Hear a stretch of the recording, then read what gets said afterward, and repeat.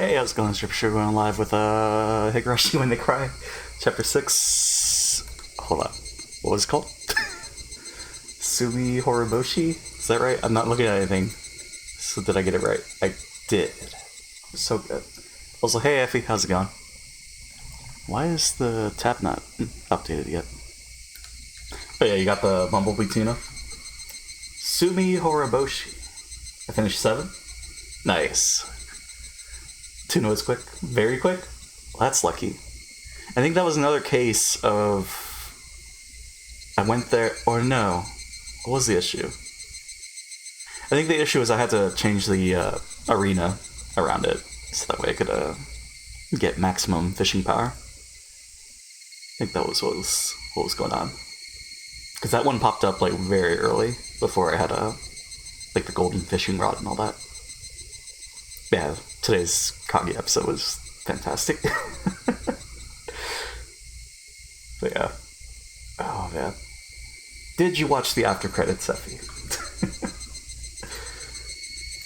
It's basically the second half of the episode, right? Oh shit. You did not? Oh, that's... You know...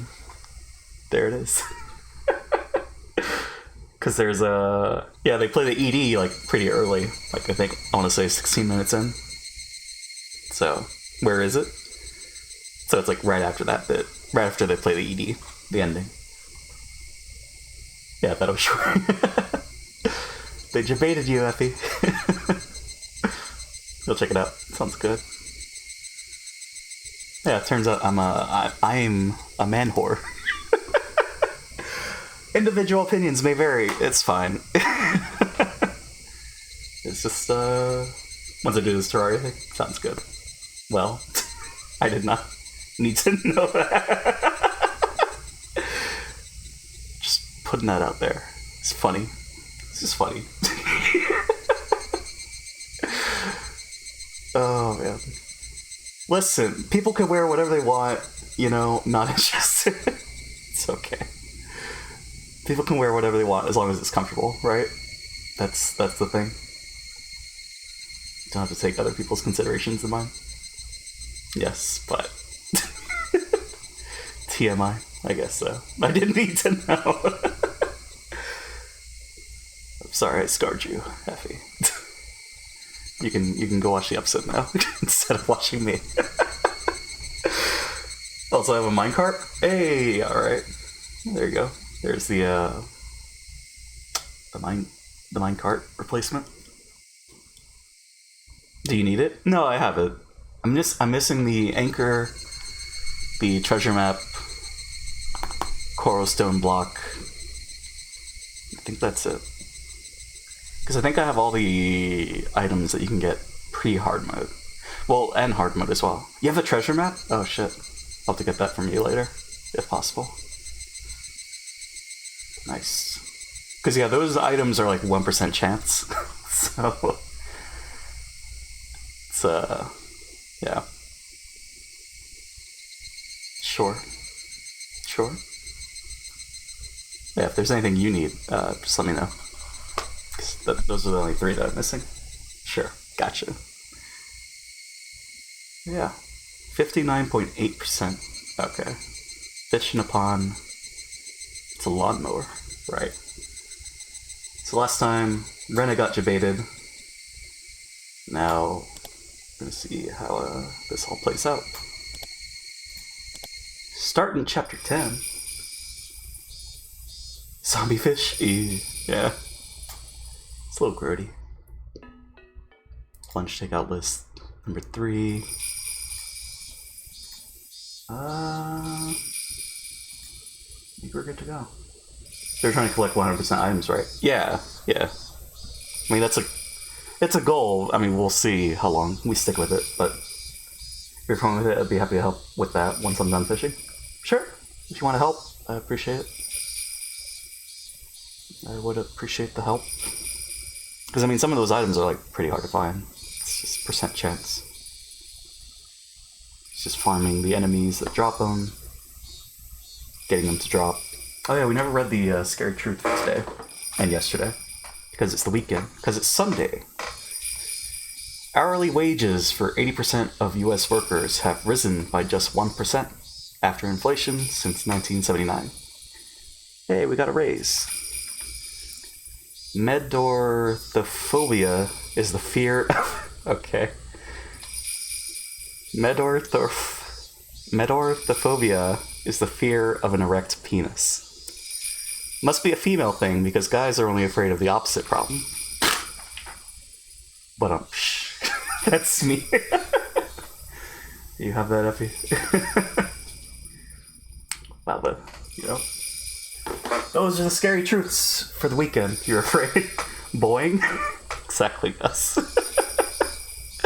How's it going, Gus? How's your weekend going? Are you rest and relaxed? Oh, we're already starting with Rena. Okay. They were mowing the grass near the fence, which was probably a cover to monitor the surroundings, just in case I tried to escape from the school. But they must have been thinking that would happen only after the school was over. They seemed to have no idea that I already noticed their plan and was trying to run away right at that very moment.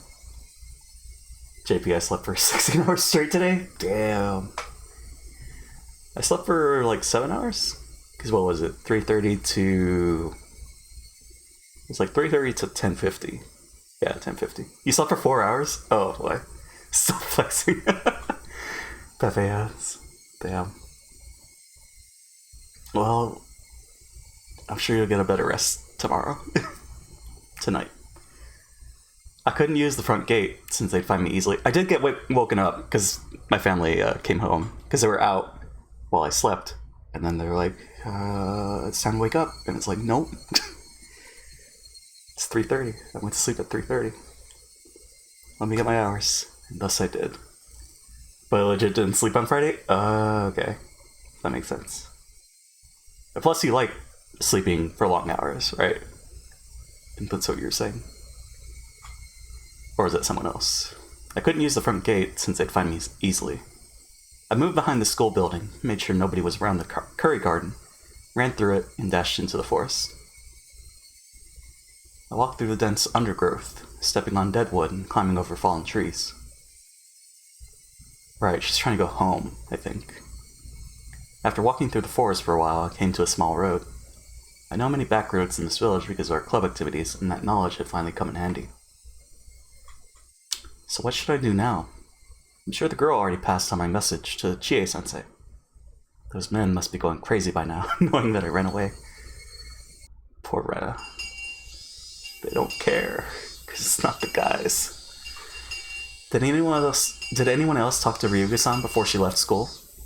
Everybody in the class... I should have done the voice. Whoops. Everybody in the class looked at each other and shook their heads. Chie-sensei looked a bit upset that Rena left school early without telling her in person. I'm considering it, but no, I'm changing my mind. VA, I'm excited. No. It's too much of me, I can't. Renaissance has been feeling sick these days. No. Me.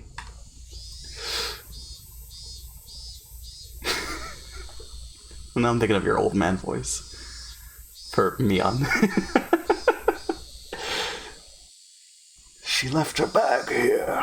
What happened to her? I have a bad feeling about this. No, I can't. See, Effie, I can't. It's just... Bro, on a V8 now? V8? Is that the tomato juice? You can. It works. Stick to it? No, it ruins the flow. It ruins the story. What? I think I know what's going on. I'm not sure, but I have a very bad feeling about this. This is serious. It's great. She must take another ridiculous story seriously or something. I hope she won't do anything crazy. Yeah, the tomato drink. This is pretty good, actually. I'm not a fan, but if they bring you joy, that's all that matters, right? I hurried home. My father might be at his new job, or he might have gone shopping. He wasn't around when I got there. I guess that's all the dialogue we got for now. Now that they're on the move, I'm no longer safe in my house. They're very dangerous people. They're trained to be capable of attacking the Ministry of Construction. And they actually pulled off the kidnapping of the grandson of the minister. locked doors and windows don't mean anything to them. In fact, it'd be like I was hiding in a box, which they could just open up to get at me. I could no longer stay at my home. It's very sad and very frustrating. I killed Rina and Tepe, finally regained a peaceful life with my father. How could this happen to me? No, I'm thinking of that song. I remember what Keiichi-kun told me before. Express my feelings better than anything. The ones mixed with the fruit or a little sweetener. I used to drink those a lot, but they're kind of expensive though. Oh, okay. I don't think I've tried those. So curiously, what's up? Do you have a checklist for all the things you need in Terraria? I do not. I've just been going down... Let me find it. I've just been going down this list. This is what I was doing when we were playing earlier. Item ID... Terraria. Is that it? That's it. So I got to 32. That's as far as I got. The wooden table, yeah. I mean, some of these I have, it's just going through it and making sure I have them. But there's some items that you can't get on that list, because I think there's like a Chinese or Lunar New Year event, but that doesn't exist. But it's in the files. So, diamond ring pod. Oh, did you just get that?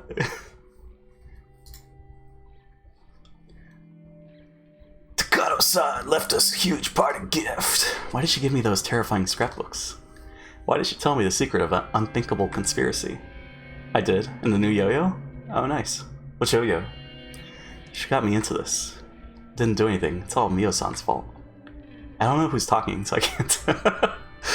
But who was interested in her stories? I was. Who let her continue talking? I did. I did that out of curiosity. Who let the memories of Ibaraki return and told Mio-san about them? I did. Code I. Oh, that's the yo-yo? I don't think I have that. I got there's one that's called the Kraken. I don't know if that was a new one, but got that one. I depended on Mio-san, hoping that she could somehow save me from the memories I'd been trying to forget.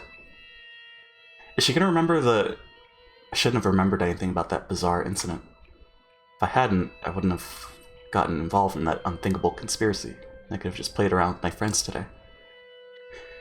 I believe that's all, but I'm not sure. Code I I've never seen. Oh, okay. Oh, that's just new to me. Yeah, is she gonna be talking about the incident with the... Or did it just never happen? She's still repressing it? But even if I didn't know about the conspiracy, it'd still continue behind the scenes. I would have been one member of the mob running in a panic, not knowing what's going on the day of Orochiro-sama's revival. I would have been just swallowed up in their conspiracy anyway. Would I be happier if I faced that day without knowing anything? Would I be happier if I struggled, knowing about it, but ending up swallowed by it? If I'm gonna end up the same way no matter what I choose to do, I'll fight. I'll choose to fight. Because that's how I seized my happiness before. When Rina invaded my home, seducing my father, I felt like it was the end of the world. I lived on the verge of despair every day. Thought that was the worst misfortune that could befall anyone. Day 5 of scuffed spacebar keyboard. Oh man. You already ordered the new keyboard, right? It's scuffed. Damn. But the way things are going, it wasn't really that bad at all. I had only two enemies, Rina Mamiya and Tepe Hoja. I knew my enemies and I knew how many there were. They were.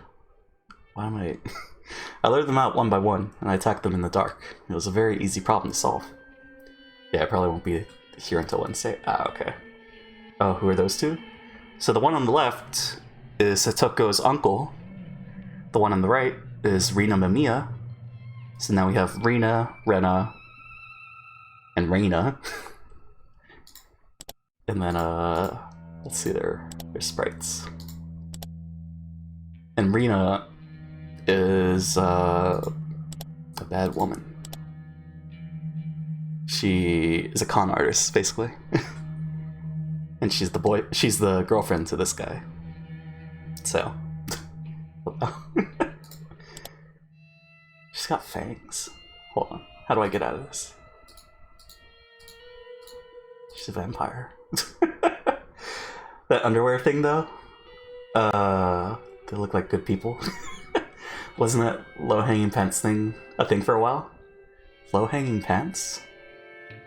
Looks so uncomfortable. Low-hanging pants. Like without a belt or something? Or do you mean boxers? Oh, yeah. It was trendy? No? Not boxers, but the other thing. They purposely hung their pants low? Yeah, that was a thing. I did not participate because it looked pretty bad. Because fashion. I thought it was like a gangster type thing. It's just weird. Showing off your underwear while you're... I don't know. Yeah. It's not for me. But what about this one? I don't know who my enemies are. I don't know how strong they are. Even the people I once trusted might be my enemies. I can't possibly be sure. It's totally different from a previous problem. This might be the end of the world. This time, it really was the worst thing that could possibly happen. It's like, just wear a belt. Forehead. But is that really the case? Many memes were born from... Definitely. Some weird solo, their pants were on the ground. I don't understand. JP, how else are you gonna do? How else are you going to show off that expensive pair of silver boxers you spent $40 on? Is that what it was? Showing off your underwear. It's just like, why? Just pull your pants up, please. I mean, I'm sure that's done with, right? With Rena, why indeed? With Rena, I felt like it was the end of the world, but I no longer think it was that bad. So, this might turn out to be an easy problem to solve in the end. I might be able to laugh about it someday. I know that day will come. I know it for sure. I know, right? So, I shouldn't think that this is the end of the world. Let's fight. I can fight. I can still struggle. Struggle? I'd eat grass and drink mud if I needed to. Is Rena a struggle champion?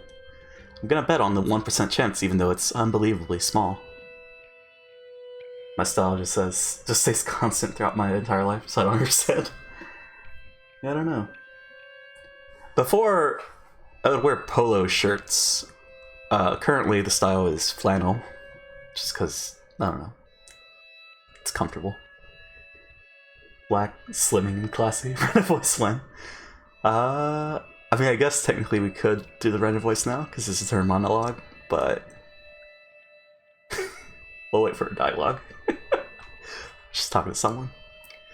If Mio-san didn't leave me the scrapbooks, I wouldn't even have been able to sit at the table to bet. I was lucky that I received the scrapbooks because they gave me the chance to choose my future. If I don't fight, they'll spread the terrible parasite, and this village will face a great disaster.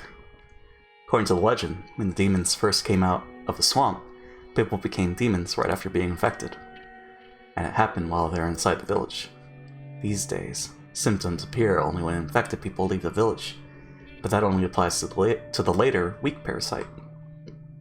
The original parasite can reenact the curse of Orishio-sama, even when the infected are in the village. The legend of Orishio-sama will be reborn. Humans and demons will start killing each other, and Orishio-sama will come down to pacify the disaster. That's what they want. They want people to prostrate themselves before that miracle, and only the people who truly worship Orishio-sama will be saved. Golden bug net? Nice. That lets you catch all the bugs, right? Because it's also for the lava critters. Hold on, let me readjust my seat. And I feel congested. That's because we woke up like an hour ago. That's fine. We're fine. Everything's fine. I see. I know their true intention now. They're gonna reenact the legend of Orishio-sama. After all, the villagers always say that Rika-chan is his reincarnation. The stage is all set. Yeah, lava critters, yeah. They're gonna use the parasite as the curse. So, How are they going to make it look like Orishiro-sama came down to pacify everyone? I get it. They must have some kind of medicine. A specific cure for the parasite. When they recreated the stronger form of the parasite, they found a cure for it at the same time. They're going to use this cure to save only those people who believe in Orishiro-sama, and as a result, this village will only have those fervent believers. They're going to make themselves the absolute rulers of Hinamizawa. It's a cool theory, Rena. Wait, still might be underestimating them. Are they going to carry out that horrifying act of bioterrorism only inside Hinamizawa? History proves that when their goal is to control others, people desire to spread their religion across a wide area. I'm sure that they conducted research not only to bring back the primitive form of the parasite, but also to overcome its weakness, namely, that it only thrives in Hinamizawa. This is some Metal Gear stuff going on right here, except this came out first. Did Hideo read this? Bioterrorism. Words are hard, Effie, you know? Try. Clean my glasses. These games are great in Corona times. It's so great. It's a perfect time to learn about parasites. According to Mio-san's research, the parasite doesn't like its hosts to be far from the region. Its weakness is distance. If they could extend the distance, if they could extend the area where it can live. I wonder how far along their research is. By now, the parasite might be able to live not only in Hinamizawa, but in Okonomiya as well. Or maybe even the city. In the city. Maybe the whole prefecture? Might be able to cover nearby prefectures as well. This is too serious to just call it a conspiracy. It's horrifying enough, and its scale large enough to call it a revolution. Today's the 24th. Nice. The day of revival is probably not far off. I can tell by how they killed Mio-san and by the extent of their pressure they're putting on me. They're trying to get rid of the small fish bone stuck in their throat by any means, because that day is coming ever closer. It's a little suspiciously specific. I wasn't making fun of you? Oh, okay. About the bioterrorism. I'm the only one who can stand up against their revolution. I can't trust anybody. I think I can trust Keiichi-kun, but no one else. Mi-chan is out of question. Can't trust Rika-chan either. Stoko-chan and Rika-chan stick together like superglue, so I can't trust Stoko-chan either. Can't trust any adults. Can't trust anybody. No one is on my side. I have to stand up against them alone. The clock is ticking towards that day, and the ticking noise made me frustrated. How should I fight against them? What should I do? She can't trust anybody. Trust Keiichi, monk. Pointing. Let's split the point. I needed time to think. I needed a place, a safe area, where I could concentrate on thinking. Fortunately, I had such an area already. My hideout at the garbage dump. Nobody ever goes there, so it's safe. Even if they found out about that place, I'm familiar with its surroundings. I know escape routes and places where I can hide. I mean, your friends just found you there carrying body bags. Or black bags with body parts inside, so is it safe? But it has a big shortcoming as a hiding place. It's not hard to imagine what that is. I don't have any stock of food there. That's why I came home. Just stocking up. I opened one of my father's drawers and took out his cash box. Contents haven't changed since last time I looked inside. There are many new 10,000 yen bills in the cash box. Took them all. Oh my god, she robbed him. Couldn't tell how many bills there actually were, but it looked to be about 80 of them. 80,000? Her friends what? Her friends, everybody went to the garbage dump to play because Rena was called in sick. And when they went to the garbage dump, they found Rena with all the body parts from her victims. This should be plenty. If I evaded them long enough to use all of this money, that would mean that I did pretty well. Her victims? Yeah, it was the bad guy and then the bad girl. She killed them. Plus, I might use it to buy someone off. You can never have too much money, especially in a situation like this. Well, the girl she killed in self-defense, well, she could have stopped. But she just... I mean, did she really? She didn't do the killing blow. She kind of fell and broke her neck. The other guy, she definitely killed. Because, yeah. She wanted to preserve her happiness. I didn't take the bank book. If they were waiting in ambush at the bank, I'd be done for. It's too risky to withdraw money at the bank. She could have kept their organs and sold them. No, she's just robbing her father. It's fine. I grabbed my backpack. I took the key from my bicycle. I put everything I think it would be convenient to have into the backpack. Didn't care if it got heavy. Choose what was necessary to carry around later at my hideout. There ended up being something I didn't need. I could leave it there. I looked at the clock.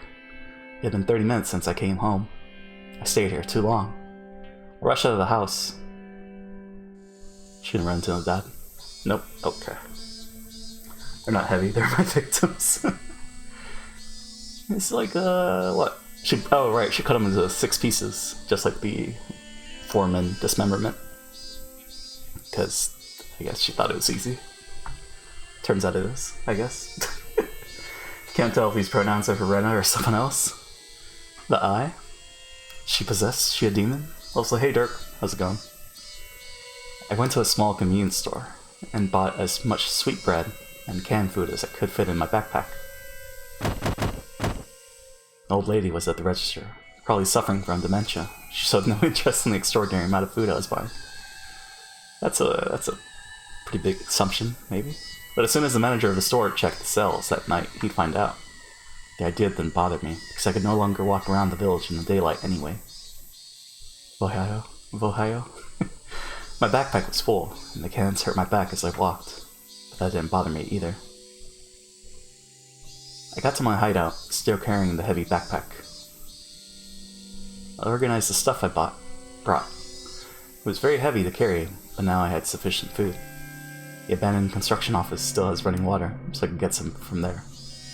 I wanted to get some vegetables, but in a situation like this I could hardly complain.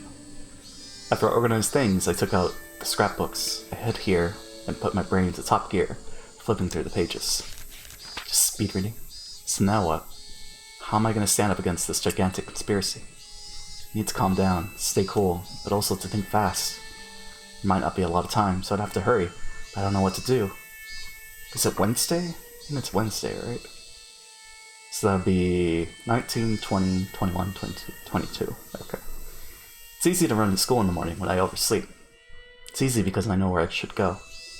But now I don't know where I should go to or what I should do.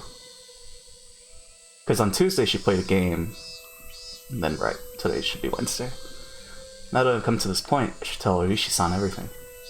It's highly likely he's an enemy. But that doesn't matter anymore. If it was true, I'd just declare war. But if he was on my side, he'd be my only remaining hope. I'm far too weak to stand alone against the terrifying scale of this conspiracy that's poised to instill fear throughout Japan. Fuck me, I teleported home with a mirror and didn't take the quest? Oh, thank you, Troy. Yeah, magic mirror is a pain. That's why I always switch to a weapon. But it still happens. But, yeah. Just magic mirror things. Yeah. I have to use a public phone to make a phone call. I fucked up. There's only one public phone in this village that stands at a place where it's hard for people to spot you. That phone booth. It stands in the middle of nowhere where nobody really comes around. Many bugs gather around the light when it's dark. It's not a pleasant place to go to. But I can't think of any other public phones I can use to contact Higurashi-san without being seen. I'm snail right now. It was a fun time. Even though it stands in the middle of nowhere, it's still dangerous to use in the daylight. I should wait until nightfall and take advantage of the darkness.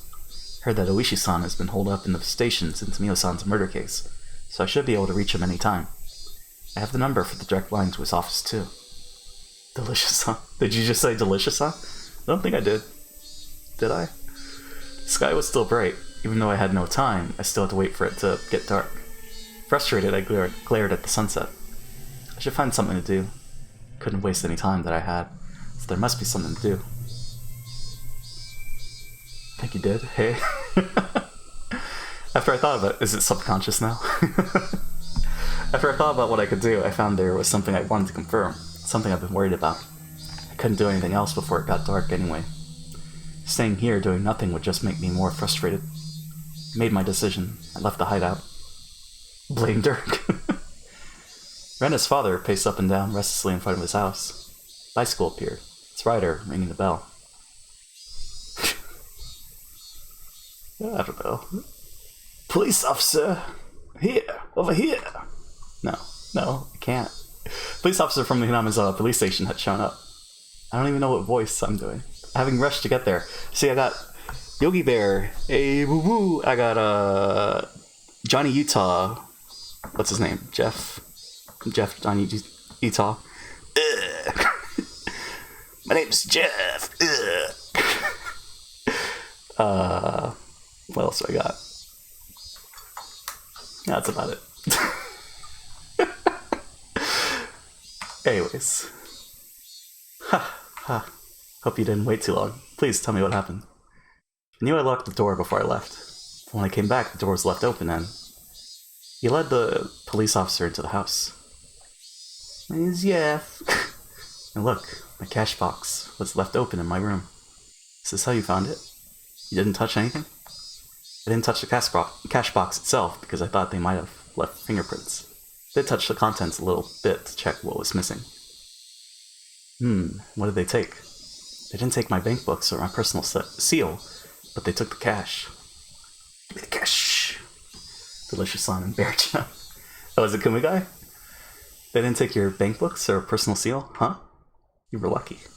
Professional thieves today don't take bank books because they know how easily they can get caught by using them. This might be a professional cat burglar. Instead of taking the cash box with him, he opened it here. He has to be a pro. So how much cash was in there? Haven't counted it for a long time, but I believe there were about 110,000 yen bills. Ah, I see. Did you tell anybody that you had that much cash in here? No, I didn't, but they probably knew I kept some cash in the house. They? Who are they? Can you tell me more about them? Well, it's kind of an embarrassing story. Her name is Rina Mamiya, and just then, the phone rang. Oh, excuse me. I'll just go get that. Please give me a minute. Grab the phone.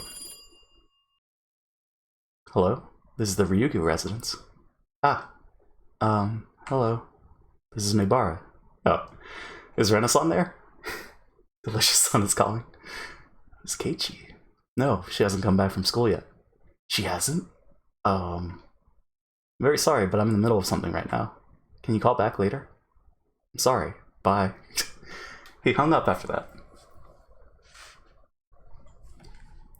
We're going back to Reno. Oh boy. Stunned. Didn't look like anything had changed on the surface. It's hard to find this place at all because it perfectly blends in with the surroundings. I only found this place again because I remember there was a tree with a big lump of wood on it nearby.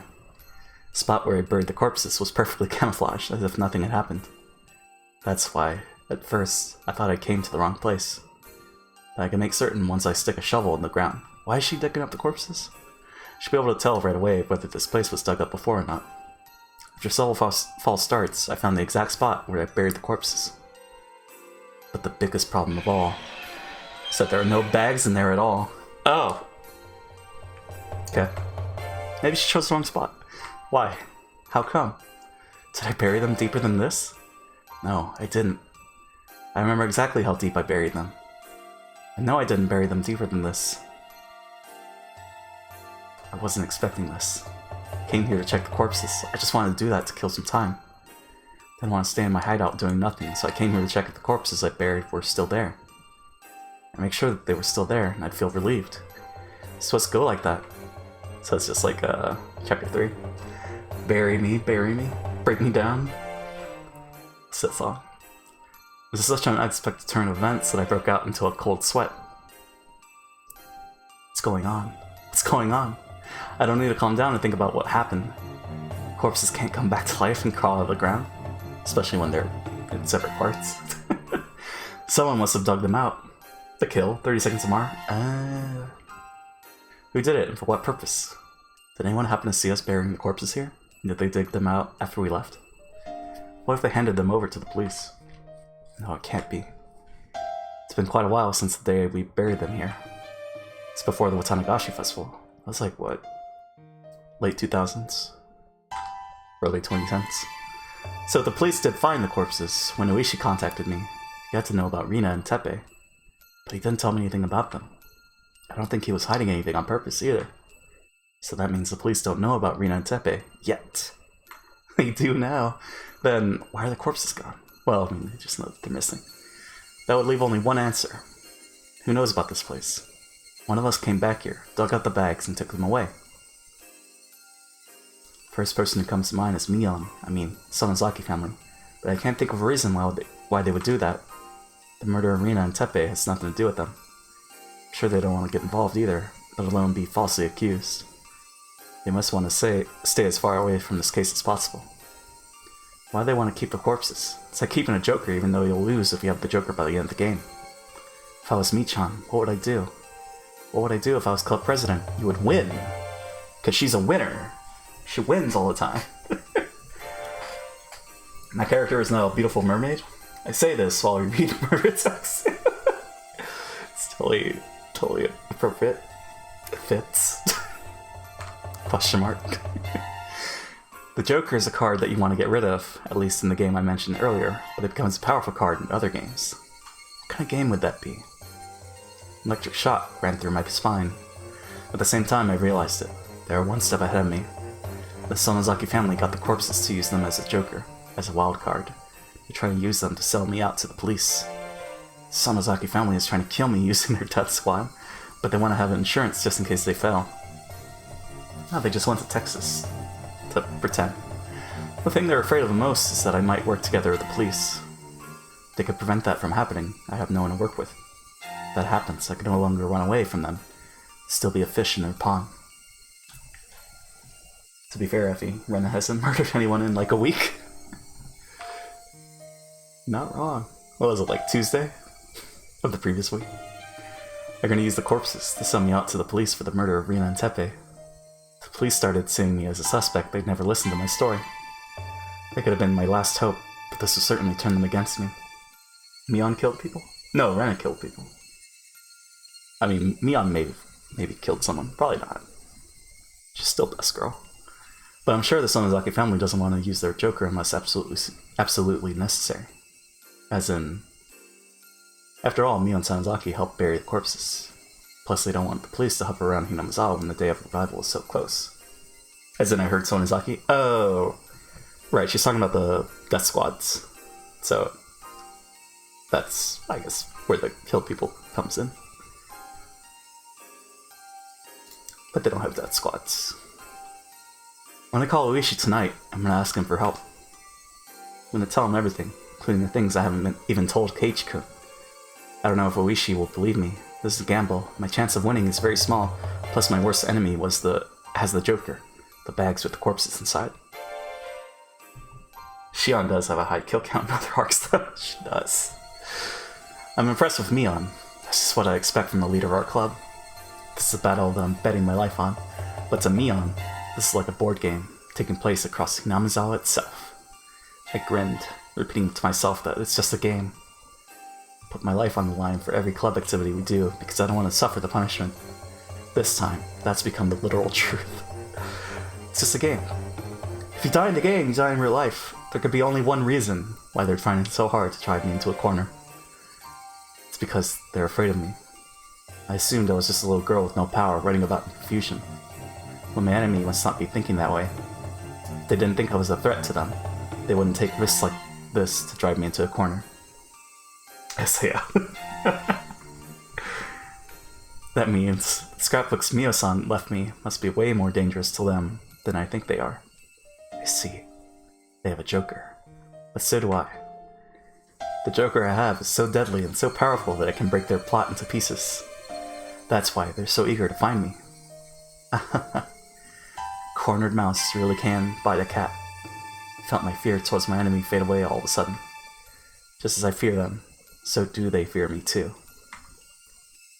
So, this is an evenly matched game. I don't have as bad a hand as I thought I did. Joker? Rena sees it coming. For real? I was right to come here. I found out about the card my enemy was holding. This is a big deal. Felt myself shiver with excitement. I grinned to encourage myself. I don't need to be here any longer. They know this place. They might come here to find me. It's not safe for me to stay here for long. I decided to go back to my hideout. On the way back, I passed close to my house. Noticed something different right away.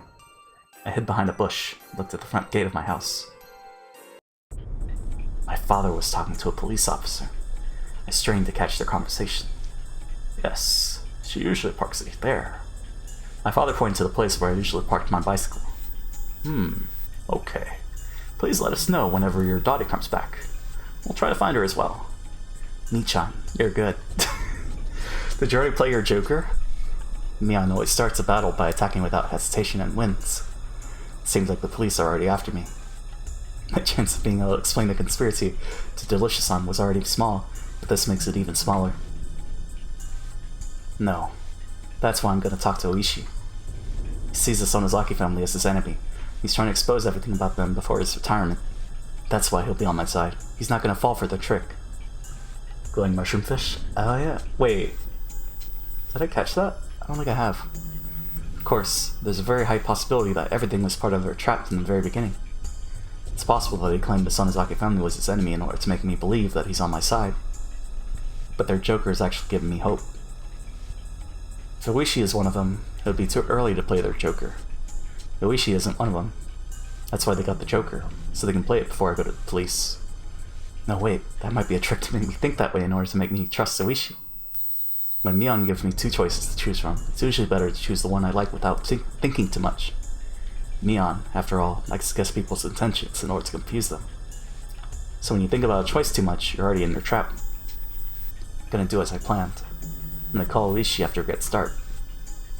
If he's gonna become my ally, we can talk about the future. And if he isn't, that, I realized, was what I had to think about before it got dark.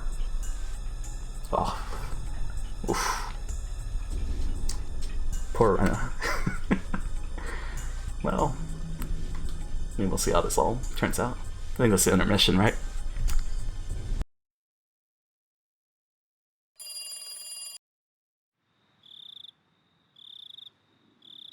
No, don't worry about calling so late. I don't get paid overtime, but I'm on duty as long as I'm here. Started the conversation with an ordinary greeting to try and gauge his reaction. Is it even a darker shade of red? Or no? There's a 50-50 chance that Oishi is one of them. If he's their pawn, he'll either lure me out somewhere so he can arrest me, or ask me where the scrapbooks are. I feel like it is. But even if he didn't, that wouldn't prove anything. It's going to be difficult to determine if he's on my side or not. I have to tell him about the scrapbooks no matter what. My heart's beating very fast. Even if I was sure that Oishi isn't their pawn, I'd still have to make him believe such a crazy story. And I have to do that over the phone. Worrying wouldn't do anything for me. This is, I know, a gamble. I have but a small chance of winning. If I didn't put my chips on the table, the game wouldn't even start. I told you a little bit about this before, but I think somebody is following me. Are you sure about that? Yes. I wasn't sure before. That was just my imagination. But things have changed over the past few days. Now I'm certain. What do you mean things have changed? A few cars have been following me. One of them is a light van with 4 men in it. They disguise themselves as gardeners, but they're actually attack units. Attack units? You mean the Sonozaki family's death squad? Yes. Pretty sure that's them. They came to my school today. Managed to escape from them in time, but it was very close. But why would they do that? Do they think you're trying to sniff out their connection to Tomitake's murder? Oishi hasn't mentioned the scrapbook yet. It sounded rather unnatural to beat around the bush like that by mentioning Tomitake's murder. But as I haven't told him about the scrapbooks, it could be a legitimate reaction. Gundam Destroyer Pod. Attack units? Oh. To tell you the truth, I just heard some bad news. I wanted to confirm it a bit more before letting you know, but we did promise to share new information with each other. So, this is what I heard. Seems like the Sonozaki Corps in Okanomiya are on the move. Are you talking about the Sonozaki Corps? Yes. You might find it a bit of a shock.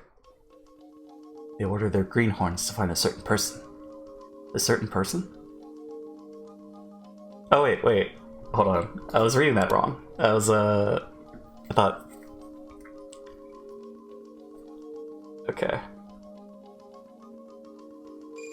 Tomitake's murder. Start some bad news.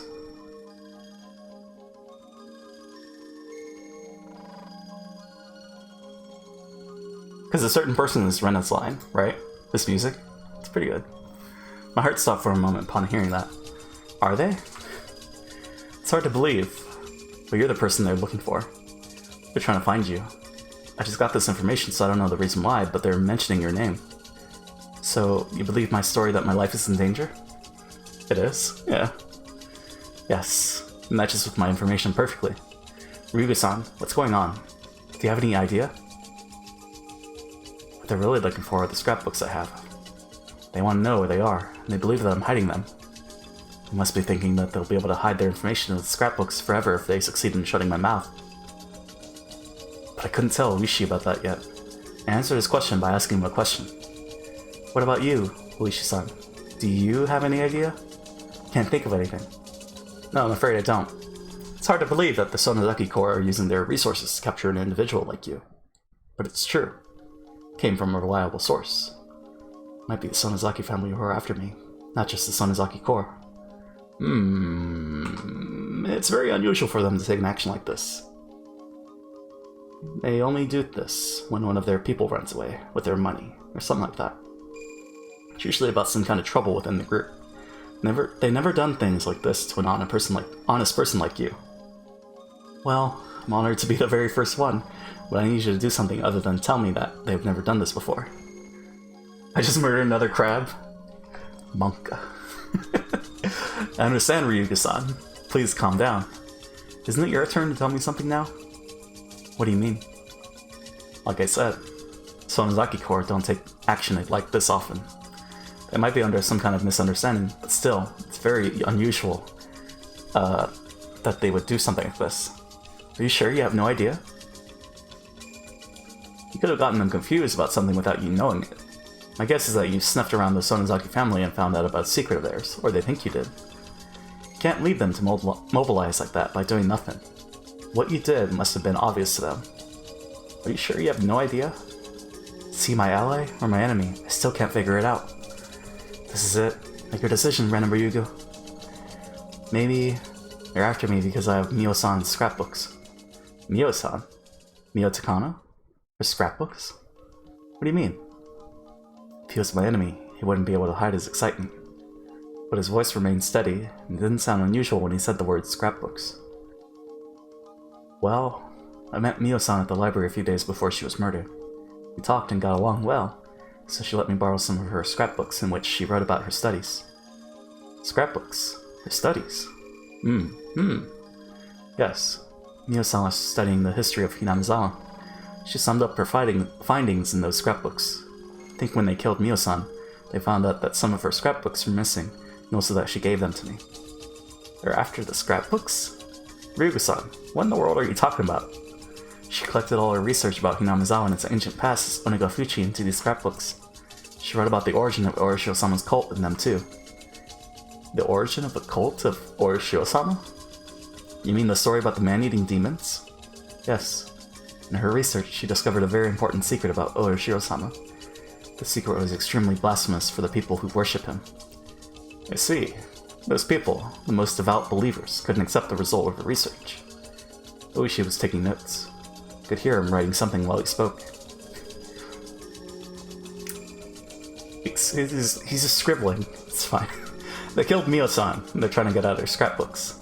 They weren't sure that I had them, so they followed me to find out. But I think they changed their plans yesterday. They're not trying to kill anyone they think is suspicious. I see. That doesn't sound good at all. I'm gonna arrange a security detail for you. Let me take a look at the scrapbooks too. Might be able to find some clues about her murder. No. I mean, they might have pawns inside the police force. So, don't worry about me. I can look after myself. Same with the scrapbooks. They're gonna try to destroy them, even if they were kept at the police station. You may be right. The Sonozaki Corps is chasing after you because of an order from the head of the Sonozaki family. That means our enemy is the Sonozaki family itself. If so, I'm afraid I really can't guarantee that we don't have a traitor among us. That's what I'm saying. Please don't worry about me. But I have a favor to ask you. It's very important. Go ahead. What is it? According to Mio-san's research, there's a horrifying conspiracy at work in the shadows of Hinamizawa, and it's about to be carried out in the near future. Conspiracy? What's that about? I got tense all of a sudden. If I tell him everything, it's gonna sound like a big lie. I should leave out the bizarre sounding parts for now. It'll actually make the story more credible. Fanatical worshippers of Orishiro-sama are the ones behind the conspiracy. Since the Meiji era, belief in Orishiro-sama has slowly disappeared, so they're trying to revive the majesty of Orishiro-sama that the people of Onagafuchi once worshipped. Go on, I'm listening. I'm just writing this down. According to Mio-san's research, the origin of the legend of Orishiro-sama lies in a primitive endemic disease. People feared this endemic disease and called it the curse of Orishiro-sama, and someone like a doctor treated the disease and was then worshipped by the villagers as Orishiro-sama himself. The village was then under his control. Oh, I see. That's interesting. Go on. Crap, please. The endemic disease was caused by a parasite unique to this region, but it became weaker with every generation, and now it doesn't do any harm to people, as you can imagine. To them, a harmless endemic disease means no curse of Orishiro-sama. No curse means no savior. They can't keep the sanctity of Orishiro-sama like that. And to revive the sanctity of Orishiro-sama means they have to revive the endemic disease, right? That's right. They want to recreate the legend of Orishiro-sama in order to make Orishiro-sama a deity again.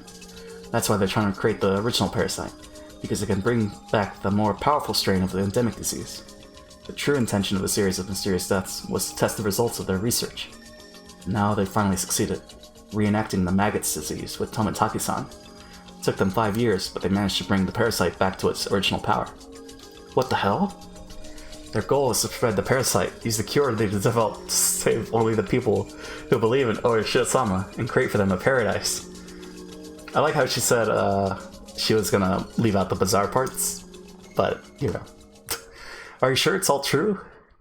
Scrapbooks say that most of the residents of Hinamizawa are infected by the parasite. There's medical evidence of its existence, too. I can't believe it. Damn it. That hag Oryo is on death's door already. Yet she can't just cross the sticks on her own? This is indiscriminate terrorism. What the hell? Knife.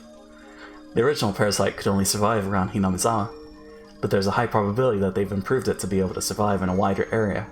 It's gonna destroy not only Hinamizawa, but also Okonomiya, or even the entire city, or the entire prefecture. Damn it. What should we do? Who's behind all this? I definitely get the feeling that Oishi doesn't believe this. He's just going along with it. It's the 3 families. Most likely the Sonozaki family is in charge. But I'm not sure if Oryo is the leader or not. I can only refer to them as they. I also have no idea how far this thing reaches. Do you know where they're doing all this research? I could shut it down. Okonomiya? Oh, did I say it wrong? I don't know. It's not in scrapbooks either. Do you have any idea? Must be a big facility to do that kind of research. You can use a garage from remodeling guns or something like that. But when it comes to parasites, I don't think that would be enough. I heard it. I still thought Okonomiyaki. Oh, okay. What is Okonomiyaki? It sounds like a food, right?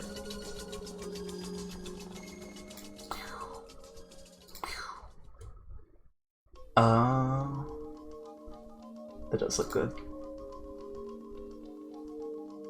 Definitely have not had that before. I think they showed that off on Shokugeki one time. Can't recall though. Dang, I don't want that. It's like it's a food like egg flour, cabbage with prawns and other stuff. It's delicious and easy to make. Oof. It's the best kind of food. Easy to make. That'd be enough. Mio-san was a nurse at the Irie clinic. Do you think that could be it? I always thought it was a bit too big and fancy for a small village like Hinamizawa. Ah, the Irie clinic. They need a specially designed facility with advanced airtight containment, among other considerations, to be able to do research on dangerous parasites like this one. It's easy to equate suspicious research with a clinic facility, but it also sounds too easy and a little cliché. First, I thought they converted part of the clinic into a secret research center, but that actually sounds a little too unrealistic. What if it was like a secret basement? Anyway, I don't know where it is, so please find that out. Can't you just raid every suspicious place at once? As you know, we need a warrant for that kind of thing.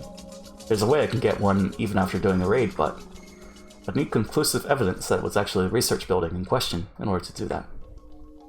Luigi is a police officer. If he's gonna work as a police officer, he has to follow their rules. But they really are planning bioterrorism. There has to be a reason why they killed Mio-san so quickly. I think the reason is because their day of revival isn't far off. Okay, I understand. Try to do what I can. With an unthinkable plan like this, I'd imagine it'd be difficult to keep all the Sonozaki family members on their side. I'm sure there are some who are secretly against it. I'll try to make contact with those people, like Sato. Don't worry, I'm very good at things like that. Like this. Fufu. Uishi laughed to try to cheer me up. I was upset with the work of the police before, but Uishi's positive reaction is very reliable. He's what you might call an outlaw. Uishi's greatest advantage to me is that he doesn't exactly play by the rules. He's a renegade. It's very encouraging that he has that kind of skill, especially since we have to act both very quickly and without conclusive evidence. The police normally investigate incidents after they've happened, but that doesn't work in this case. If this incident actually does occur, it's going to be a big disaster. Mio-san exposed such a horrifying conspiracy. I'm scared. She met with a very sad end. She was burned in a drum in the mountains of Gifu. I feel very sorry for her. Oh, right. Forgot to tell you something. We found something odd about her death. Something odd? Well, at first I thought it had something to do with the case. But after hearing her conspiracy story, it's going to sound like nothing. The crime lab probably just made a mistake. Please tell me, I want to know. We promised to tell each other everything, didn't we? I don't mean to hide it. It's just that it might sound like a silly horror story. Ryuga-san, do you remember the night of Watanagashi? After the festival? You and 4 of your friends talked with Tomitake and Takano, didn't you? Yes, we did. We just talked for a few minutes or so, I think. Smug. What's up, Gus? Hold on, let me readjust.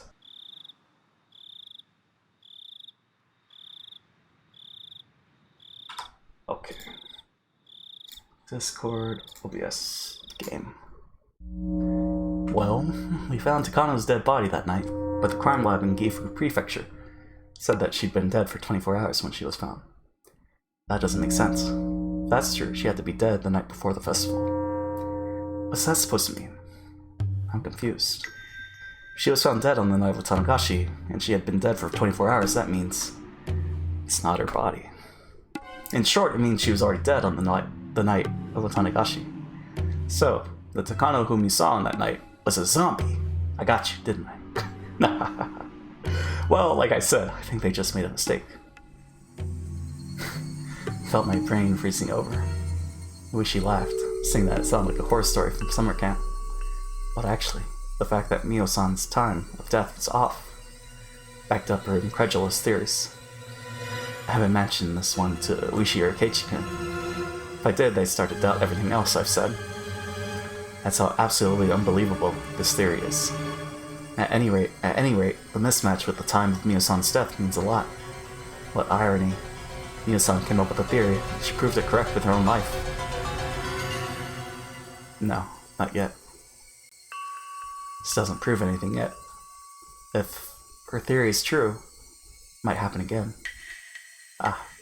There's no way. It can't be true.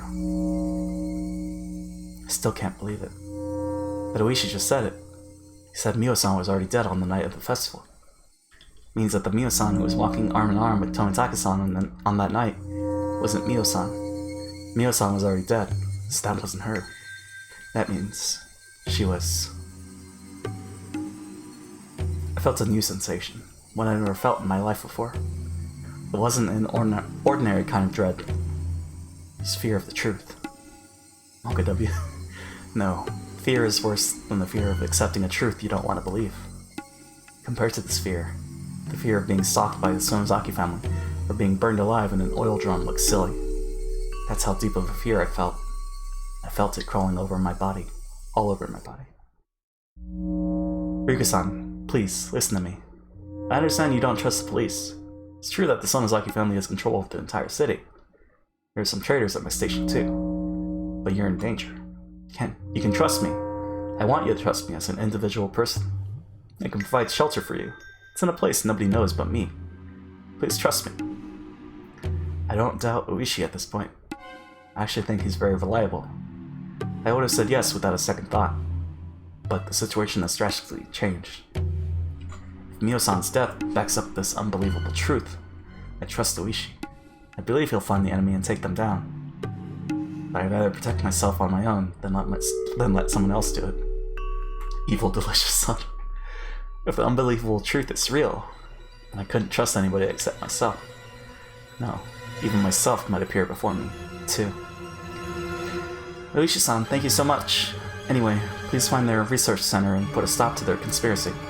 I'm gonna hide somewhere for a while. I'll call you again. And then she never calls him again. I noticed I've been on the phone too long. I've been using this phone booth with a light on in the middle of the darkness. In other words, I've been telling everybody I'm here.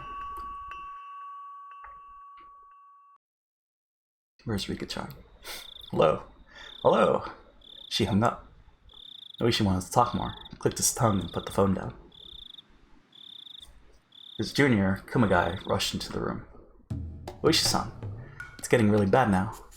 It's Tatsuyoshi Kasai, who gave the Sonozaki Corps the order to find Ren and Ryugu.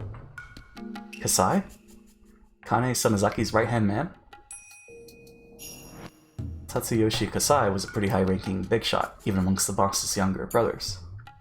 He used to be the boss of a subordinate branch, but after suffering a bad injury during a gang war, he stepped down. Now he served as the boss's aide. So I guess Mion asked Kasai, hey, can you go find Rena? Because, we're worried about her. Akane Sonozaki relies especially on him, and as a right-hand man, he's still feared even now. When Kasai moves, other gangs consider it as a declaration of war. They fear him very much. He's a warrior among warriors. He's been lying low these days, but he's led countless number of gang wars.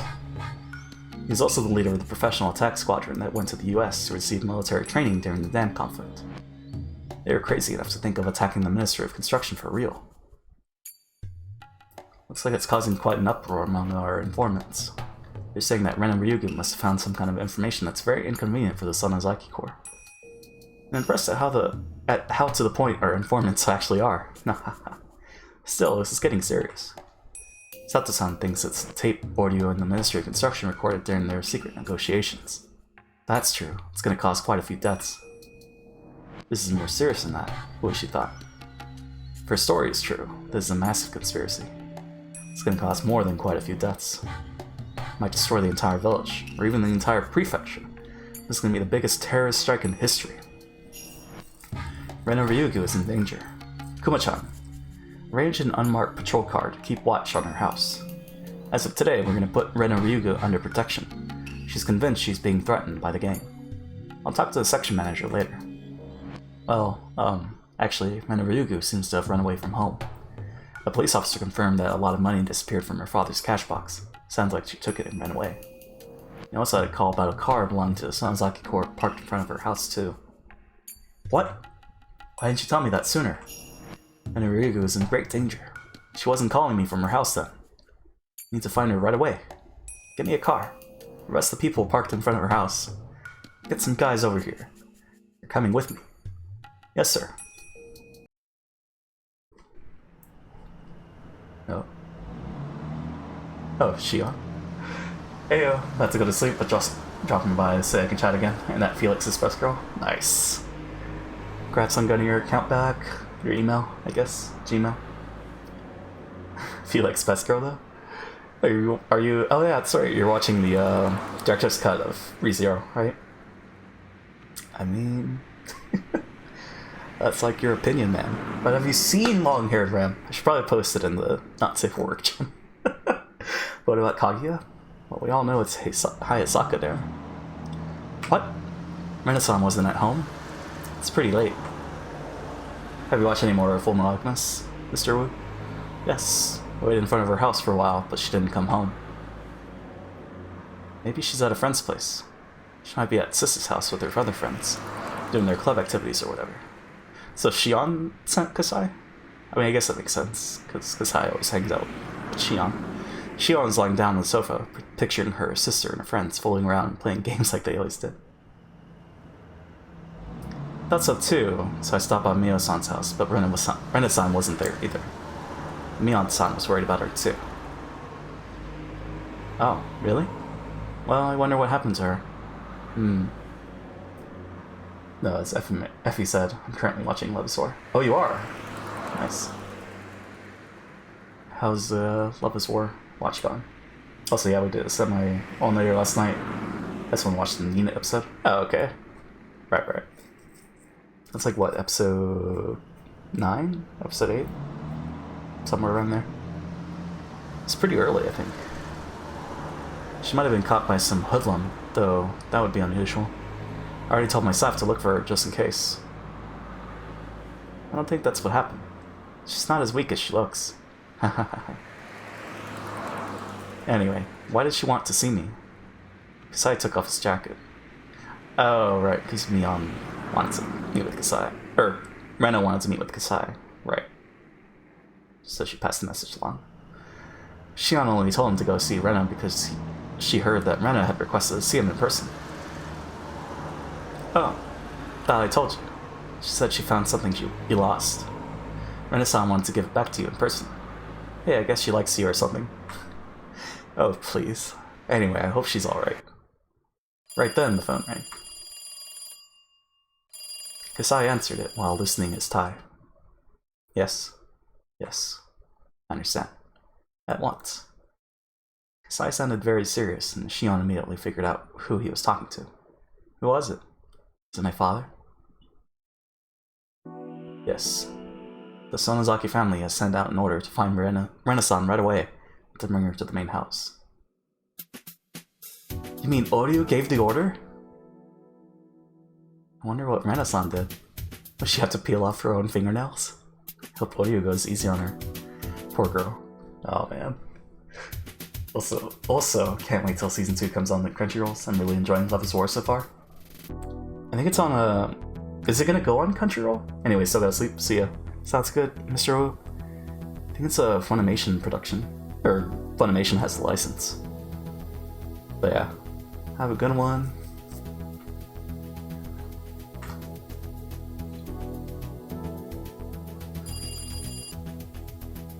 Rena hasn't come home yet? No. Heard that Rena ran away from home and that she's hiding somewhere. There's been a lot of good themes in this chapter.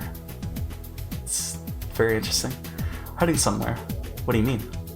Also, I just got this information. It seems the police are looking for her. What? An unmarked patrol car is watching her house right now. It seems like there are several patrol cars looking for her in the village. Uncle Kimiyoshi received a call from the police, too. He was told to use the town network to find out if anybody knows where she is. Do you think they found the corpses we hid? Corpses we hid.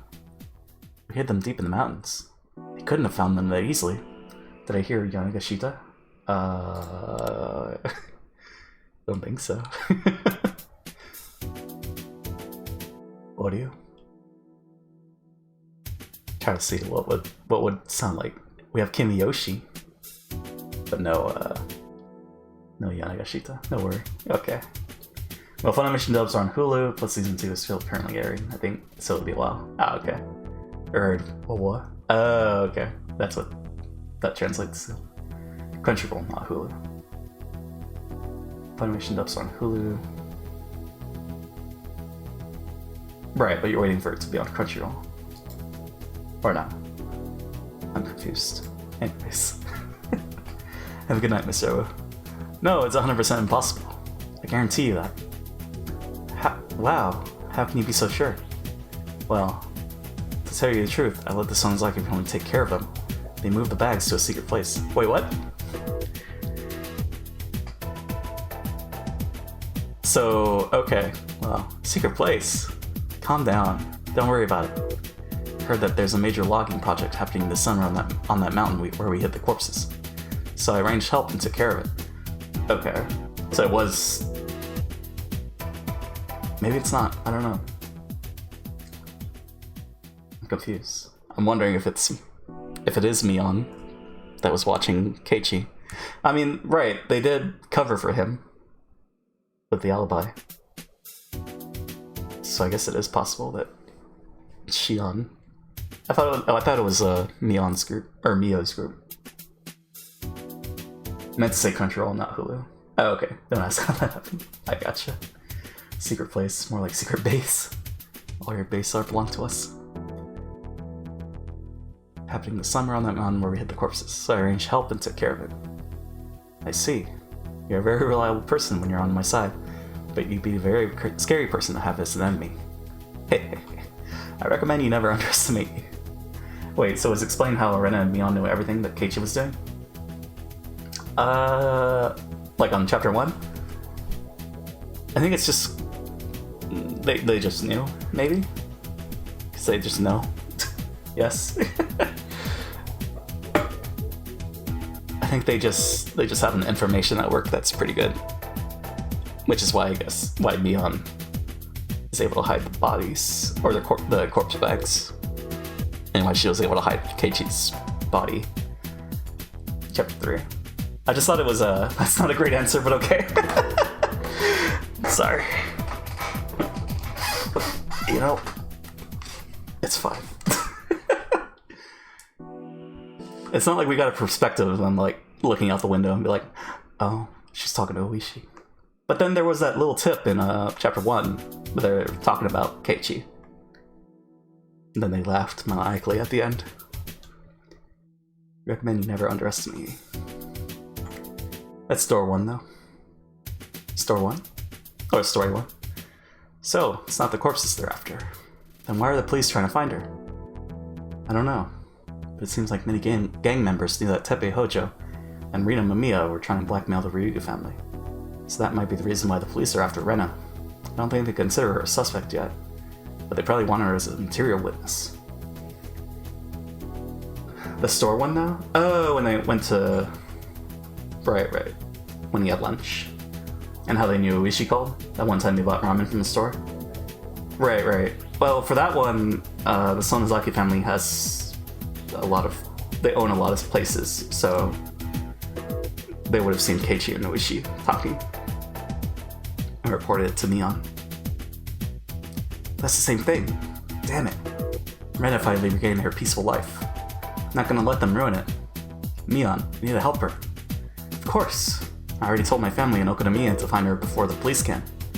You can trust the Sonozaki family. They can protect her from the police, 120% guaranteed. Only 120? Wow. Yeah, they own a lot of restaurants and there's a lot of relatives, so they're pretty tight-knit. But just finding her first isn't going to solve the problem. You have to do something to clear her of suspicion. We'll think about that after we found her. We can make as many alibis as she needs and as many witnesses for the alibis as necessary. We have very good lawyers, too. We'll never abandon our friends when they're in trouble. Aww. So, yeah, that explains chapter 3. That's right, we can save Rena. Damn it, I wish I could do more than to depend on you, Mion. Well, don't worry about it. It's okay to let someone else handle the situation when that person is better at it. This old man will take care of everything. Also, I'll create an alibi to fool the cops watching the whole village. We'll say Rena was spotted near Gogura. The wider the search area, the fewer policemen in one place. I see. That's a great idea. It's like nothing to us. We did more during the dam conflict. I'll protect Rena. And Kei-chan, Rena trusts you more than anybody. So, she might come to you. If she does, please protect her. And give me a call right away. Yeah, will do. I think another interpretation you can have with chapter 1 is that the club are very intuitive about what's going on in general, but Keiichi forgets this in his paranoia. I see. Like for the car one, it would be like they could just look outside the window, right? And then just see. And the restaurant one, right, that was the relatives. Even down to the specifics. Oh, well, I mean, they just said that they just saw them eating lunch, right? Can't recall. I mean, the car one I get. Right. Another good example is at the start of chapter 1, Keiichi sees Rena carrying an axe and thinks, yeah, it's a bit weird. I know Rena's like that. But once he's in peak fear, he sees the exact same thing and can't just fight. Gotcha. Right, no, yeah. Store 1's very specific about what they spoke of. Well, that would be like just the manager, because the manager of the store and the waitresses they would have listened. I think that's because Rena regularly talks with Keiichi's mom. Oh, right, that one. Yeah, that would be that. Right. So was Rena being creepy with the axe, or was Keiichi paranoid? Well, I think she was going treasure hunting, and then Keiichi was like, why does she have that? That's weird. Which is what Dirk said, right? I think it's the faces. Well, I guess we'll see. Rena's a strong girl. She should be fine. She can overcome this. Yeah, I think so too. I hesitate to say something. Rena hadn't been her normal self lately. If she was her normal self, I'd have no doubt that she could overcome this. I see. But Rena is deeply convinced that Takano-san's delusions are true. Rena believes the Sonozaki family is behind the conspiracy. Not sure if she trusts the Sonozaki family to protect her. It's either that or that Rena herself was being defensive, approaching Keiichi considering he was being sociopathic. Right. Swinging the bat around. It's understandable. Because, I mean, they walk the same path home, so that makes sense. There's some other stuff, but I think we'll get an answer to that pretty soon, I think. If not in this chapter. Don't worry, I'm her friend too. She'll understand once I sit down and talk to her. Just like Kei-chan and I cleared up our misunderstanding, I can do that with her. Still can't believe that you believe such a crazy story though. Well, can't believe I did either. This is gonna be the most embarrassing thing to ever happen in my life. Really was deeply convinced until I talked to Mion. Even after the promise of friendship we made, I doubted her. Takano-san was endowed with magic. I think the scrapbooks she wrote also carried a spell. Scrapbooks can make people go mad. They're forbidden scrapbooks. Nobody was supposed to read them. Rena is captivated by the power of that magic, even after Takano-san's death. I have to wake her up. I've got a very bad feeling about it. I mean, do we get to see it in her perspective? For when Keiichi murdered her? Probably not, because Keiichi's not paranoid in this chapter. But I don't know. Oh, I'm sorry. Someone is out the door. Might be the police. I have to go now. Okay. I'll tell them that Rena is hiding near Kagura. If they ask you something, just keep telling them you don't know anything. Okay, got it. So you see chapter 1 in Rena's perspective, basically. I don't know. I don't know the answer. But yeah, I don't know. Ignore me. Okay. Mion waited for my answer, then hung up the phone. After she hung up, I slowly started to feel like Rena was being consumed by some huge, unthinkable fate. It's not only the police I'm worried about, I'm also worried because Rena is ensnared by the power of Takano-san's magic. I fear that she might be suffering from incredible anxiety. Because, I mean, we saw the stuff from Shion's perspective in chapter 5, but since the events are different here, I don't think we're going to see the same things. So it depends if Rena attacks Keiichi, then maybe we get a perspective from Keiichi. Oh right, Rena might be hiding at her secret base in the garbage dump. Rena once told me that she used to spend time there when Rina-san was at her house. And she told me that she hid the scrapbooks there too. If she's hiding there, she must be hungry by now. I should bring her something to eat. Well, okay. Well, might be a bad idea. I went to the kitchen to look for some junk food. My mother looked confused. Mom, I'm gonna go somewhere, but I'll be right back. This time? It's late. It's very important. Promise I'll be right back. And if Rena comes here while I'm gone, let her stay in my room. And if someone calls and asks you if you know where she is, just tell them you don't know and hang up, okay? My mom looked angry that I was leaving the house at so late an hour, but I rushed out of the house before she could say anything. I grabbed a flashlight from the wall of the garage, got on my bicycle, and sped off into the darkness. The moon looked beautiful, but in a creepy way. I feel like something terrible is gonna happen. I don't know what it is, but I know it's coming. Something's gonna happen. The moon, seemingly knowing just what that something will be, looked like it was laughing at us, pacing back and forth in confusion. Damn it. Laugh all you want. Laugh at this funny story as much as you want. I'm not gonna laugh. I'm gonna fight. I'm gonna smash through whatever fate is waiting for us. Rena, I hope you're there. Maybe my bicycle needs some oil. It's making a lousy noise as I pedal. Damn it, even my bicycle is laughing at us. Bikes can't laugh. But also, this is unfortunate because probably someone's watching Keiichi and then they're gonna find Rena, right? I don't know. I don't know what's gonna happen. The others. Are we lost now? Village of the Body Snatchers. What? Oh, that's the phone booth. Okay. It's like, what is that image? Okay. The others. I finished talking. Wow, that's a definite darker shade of red, right? I finished talking with Oishi on the phone and soon left the phone booth. I realized something, and a chill ran through my body. I was in a phone booth that stood out tremendously in the dark. Somebody must have seen me. I was certain I was being watched. I saw glowing eyes staring at me in the dark. It wasn't human. Was it an illusion? No. I knew who they were. They were the ones controlling the 3 families who ruled Hinamizawa. Its eye level was too low for it to be human, and its outline was vague. I knew from the past records that they were physically frail. The silhouette, which indicated its inhuman appearance, was unbelievably unrealistic, especially its protruding head. One of the scrapbooks I received from Mio-san described their appearance in detail. Their eyeballs are pure red, like blood. Their bodies smell like ammonia. Even though some of them have, at times, been captured around the world, all of them melted or disappeared, leaving no trace behind. The only traces remaining are the marks proving their descent to Earth. What? Right then, the impossible, unrealistic silhouette took a step closer, and got closer, and closer towards me. Oh shit.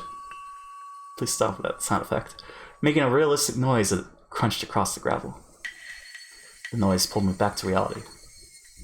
Don't come closer, you monster. It kept walking towards me. It sounded like it was kicking pebbles everywhere as it walked. It was coming closer and closer.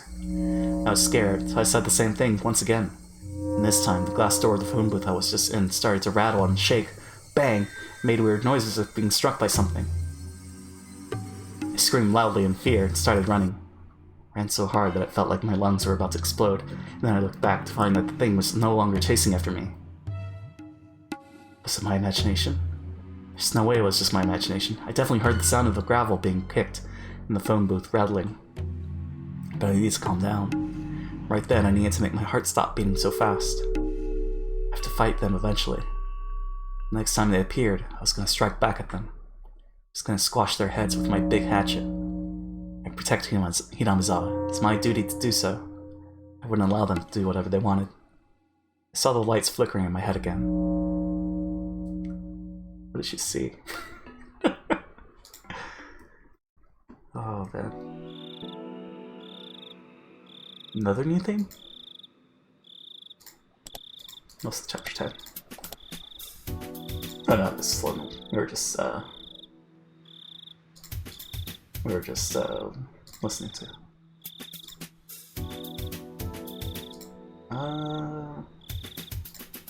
Let me mute real quick.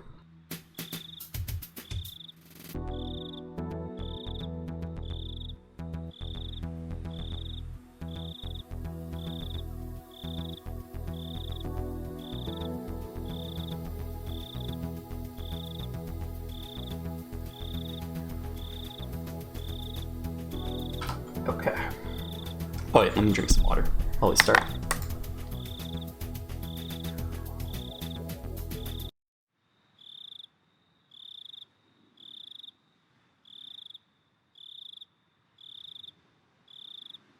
Okay. Even if I turn on the light in my hideout, nobody would see it because of the piles of abandoned cars in the way. While I'm aware of that, I decided not to turn it on, just in case. It's a bit scary to hide in this quiet place alone in the dark, holding my breath. I have to keep myself busy with something, but my brain won't work properly, and I don't even have the energy to think about what to do from now on. Alright, Keiichi's coming. I don't know, I don't have the courage to lie down to sleep and regain my strength either. Every time I heard or thought I heard a suspicious sound, I'd gasp and stare into the dark. That's all I did all night. Achievement unlocked? Oh, did you get the terraria one? Nice. 200 fishing. Well, yeah, that's too bad. Did you just, like, how many hours? I wonder. Oishi believes that the Sonozaki family was behind the conspiracy. Then again, you were playing on a small world, so I think that probably made things faster. Missed one mushroom fish? Ah, okay. It's behind the conspiracy. I reset and got another one. Ah, nice. So you have all the quest fish? But he can't do much without solid evidence. For that, he has to locate the facility where they're doing research on the parasite. We have no idea where it is. I think the EDA clinic is still the most likely site, but I have no credible evidence. Really, I don't think they'd do their research in a place so obvious even I could guess it. They might be using one of the bomb shelters that was built during the war as some kind of secret underground research center. That's probably what it is. Now that I come to think about it, I remember a secret building nobody is allowed into on the premises of the Furude Shrine. Well, it's not that one. I think it's called the Ritual Storehouse. According to Miyo-san's research, the Furude Shrine is the center of the local worship of Orishio-sama. The priest keeps the tools for ceremonies in the Ritual Storehouse. One of the ceremonies is the bizarre festival, Watanagashi, so the shrine storage must be something very sacred. If I remember right, Watanagashi was also a medical ritual designed to vaccinate and immunize people against the all-too-strong parasites. That means the tools they used from Watanagashi were medical ones.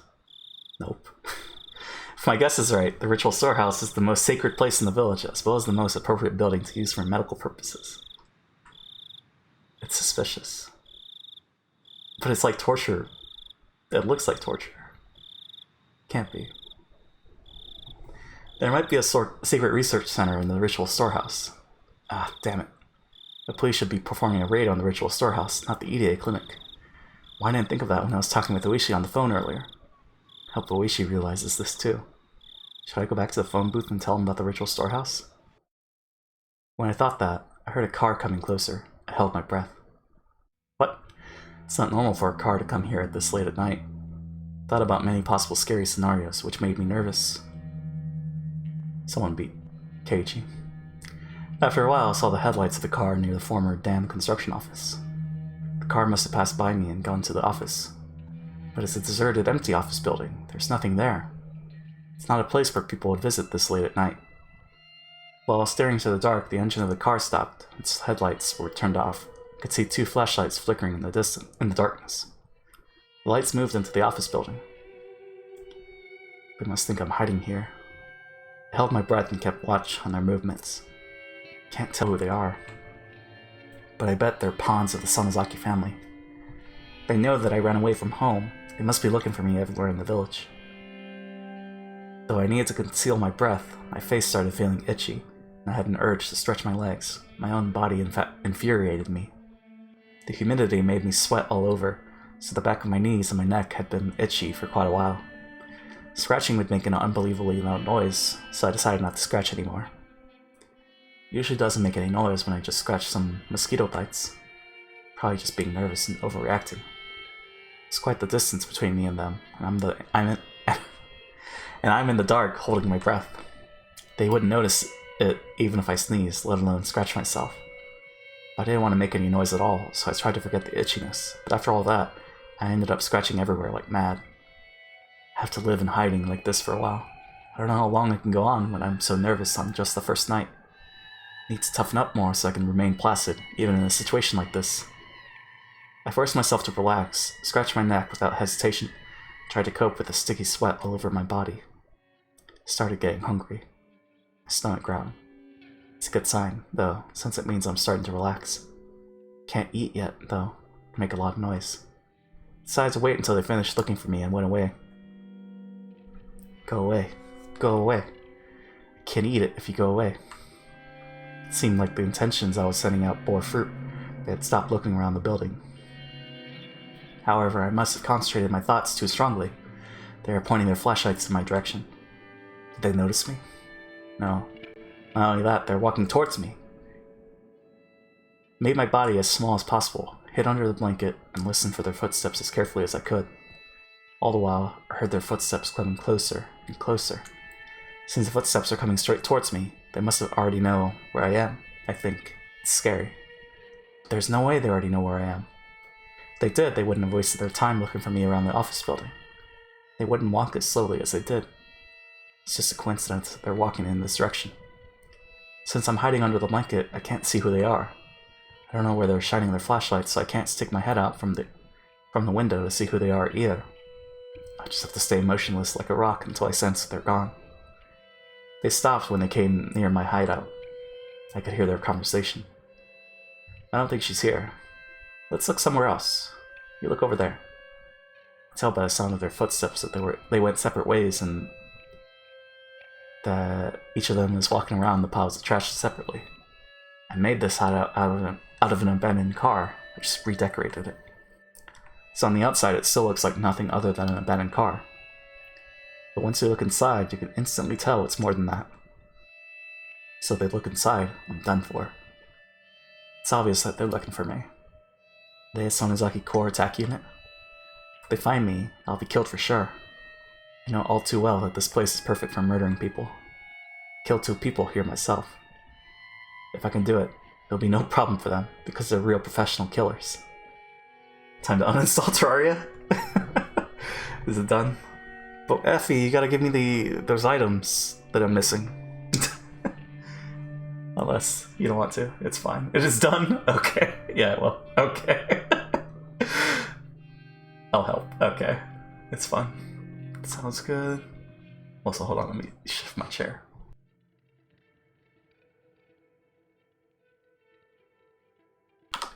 Done in 165 hours. Nice. Even so, there's nothing I can do right now. I just have to pray that they'll leave here soon. At that time, I heard a slight beeping sound. This is Atsushi. I can hear you loud and clear. Yes. Gogura? Yes, understood. What's wrong? Seems like Rena Ryugu is in Gogura. Somebody saw her there. Oh man, that's it. We'll never find her now. What are we gonna do now? It's an order. You have to find her no matter what. You have to bring her to him. It doesn't matter if she's in Sapporo or in Hakata. Hakata? You have to find her. It'll be impossible to find her, though. Do we still have to look? About 13 hours. For that, Chivo. Thank goodness for the new method. Right? Because what is it, like every 15 minutes is a new day in Terraria? But instead, journey mode. Night, dawn, easy peasy. Rena Ryugu has Mio Takano's scrapbooks, and he wants them. He was pretty upset about it, so I'm sure they're worth a lot. Whew.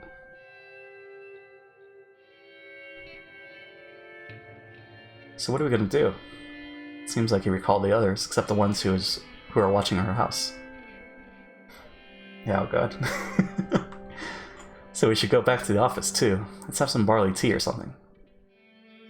Barley tea. Heard their footsteps going further, and then I didn't hear them anymore. After a while, I heard the engine of their car starting.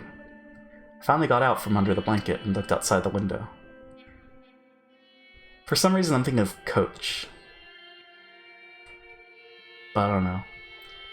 The car made a U-turn and drove away. The sound of the engine faded away into the darkness. Cause Kasai doesn't care about the scrapbook. Anyway, I think I'm gonna knock myself out with the sledgehammer. That's a little excessive. But have a good rest, Effie. Thanks for stopping by. I heaved a sigh of relief. I scratched at all of my itchy mosquito bites, wiped the sticky sweat off my face and neck, and finally allowed myself to cough.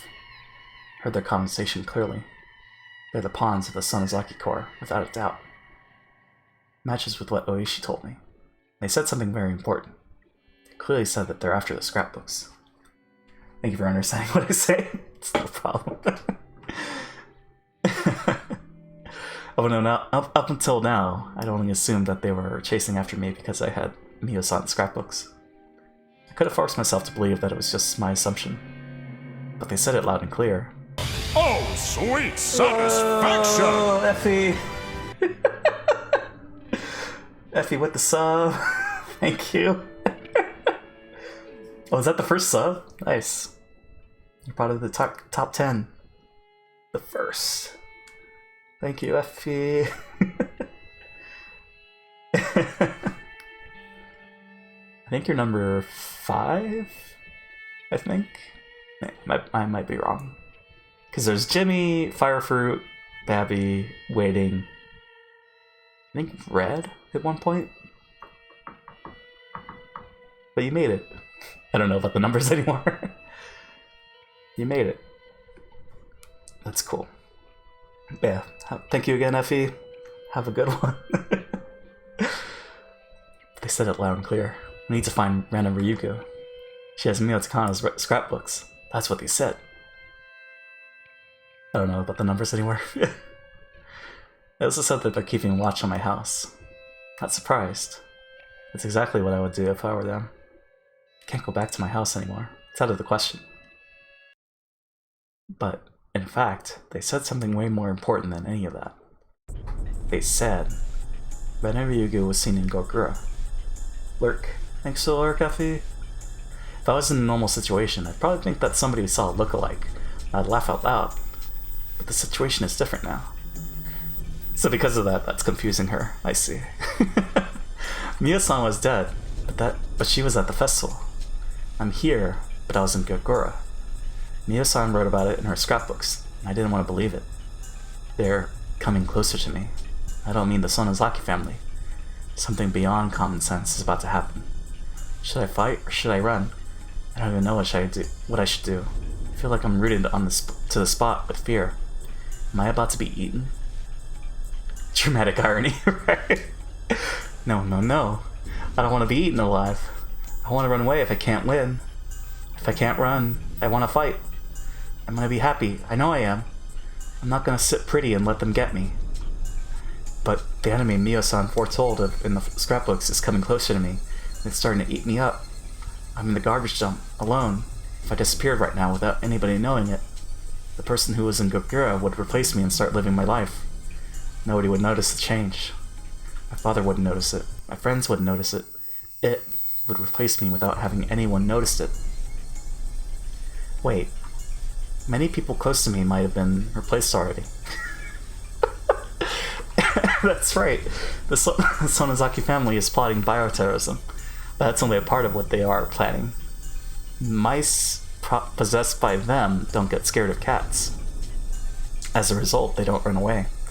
They'll be eaten by the cats, and they can move into the cats' bodies.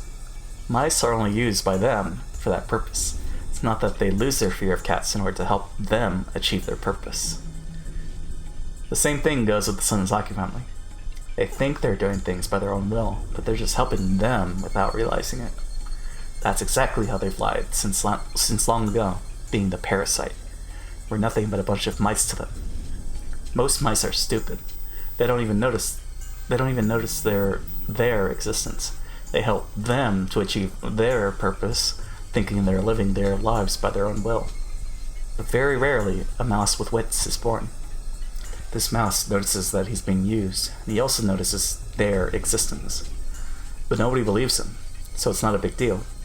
He starts thinking that it was his mistake, and he gets swallowed by them. Eventually, he disappears. But even more rarely, a mouse appears from nowhere, notices their existence, and objectively proves it. That mouse was Mio-san. To them, this mouse was a rare and very dangerous existence. That's why they resorted to unbelievably bold and violent methods to try and eliminate that mouse when it appeared. But surprisingly, we knew about those measures. But those stupid mice don't believe it. But the stupid mice. They don't notice that they are forcing them to not believe it. That they're helping them in the end. Also, I realized the mouse was right there. They killed Mio-san. Yeah, she's fine with it. She's smiling. And they tried to replace her. But they made a mistake. We found the real corpse of Mio-san. That's why they failed to replace her. They'll try to kill me and replace me too. Or they'll replace my friends in order to get close to me. They'll look just like the real people, but they're totally different inside. They're an abnormal existence that's beyond their imagination. Oh, poor Retta. I know. They'll appear. No, they're already here. Keiichi-kun. Okay. It appeared the day after Mio-san died. And it appeared in Gokura tonight. They'll keep coming. They're openly after me now. They'll keep coming. They'll keep coming. Right then, I heard somebody coming down the slope. I concealed my presence again and looked at the direction where the footsteps were coming from. I could see one flashlight. Looked like there was only one person now. Who is it? This late at night? Its shadow is very small. I can tell it isn't an adult. Felt a chill running through my body. It shined the flashlight towards my hideout, and its footsteps were coming straight towards me. It's different from the other guys earlier. I can tell by the sound of the footsteps that it knows I'm hiding here for sure. No, it must be just a coincidence. I should just conceal myself again. I can make it through this again. Made it through last time. Need to hide. I pulled the blanket over myself, made myself as small as possible, and kept telling myself that I was a stone. But the footsteps kept coming closer and closer, and it knocked on the door of my hideout. I opened my eyes wide. I broke out in nervous sweat. Not wanting to believe that the sound I heard was a knock, my mind went completely blank. But it knocked on the door again. I could feel a light shining on the blanket. It might be shining the flashlight on me, but I still held back my fear. As long as I don't move, it can't put a finger on me. I kept telling myself that as if I was casting a spell, trying not to shake in fear. Hee hee hee. It laughed. Would that be Keiichi laughing? It has laughed at me because I thought I was still hiding perfectly. But I still tried. Because if I got out of the blanket, what are you scared of? Hee hee hee. Is that Keiichi? Whoa! Threw off the blanket and saw the owner of the voice. Rika! What? Hold on.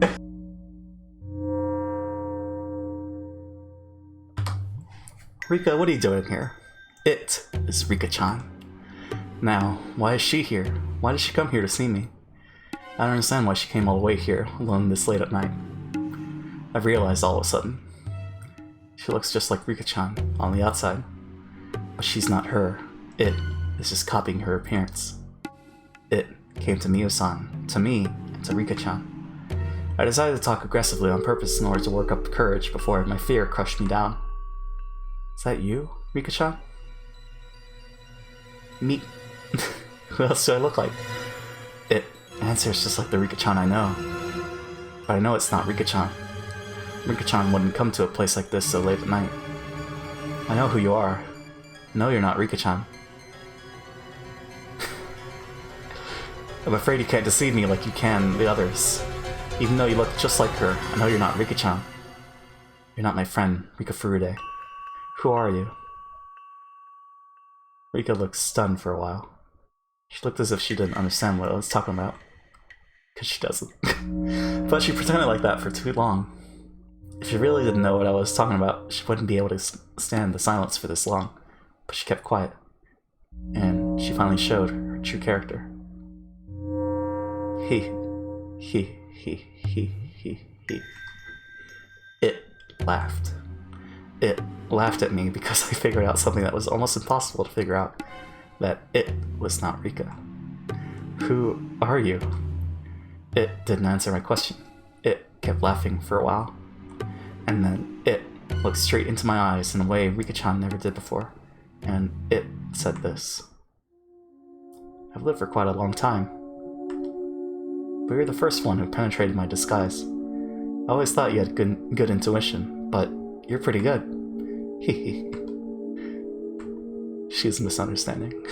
She clearly spoke to me the things that I was most afraid of. I was completely shocked. It's like she told me everything that could possibly scare me. Didn't want to hear any of this. It's something I can't possibly twist in a way I can comprehend. There's the face. Let's just say I'm Rika for now. It's been a while since I started to call myself that. Oh, really? It's been a while, huh? Like how long? Not that long. It's only been about 100 years. 100 years?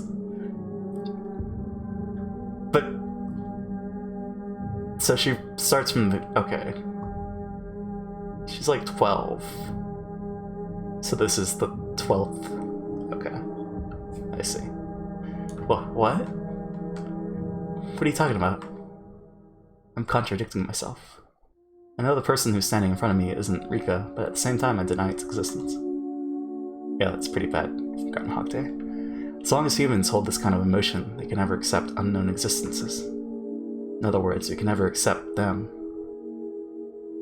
You don't have to be scared. You're in the car. I'm outside of it.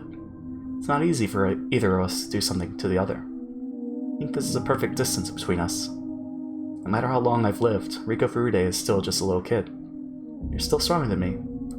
I should be more careful than you because you could snap and jump on me anytime.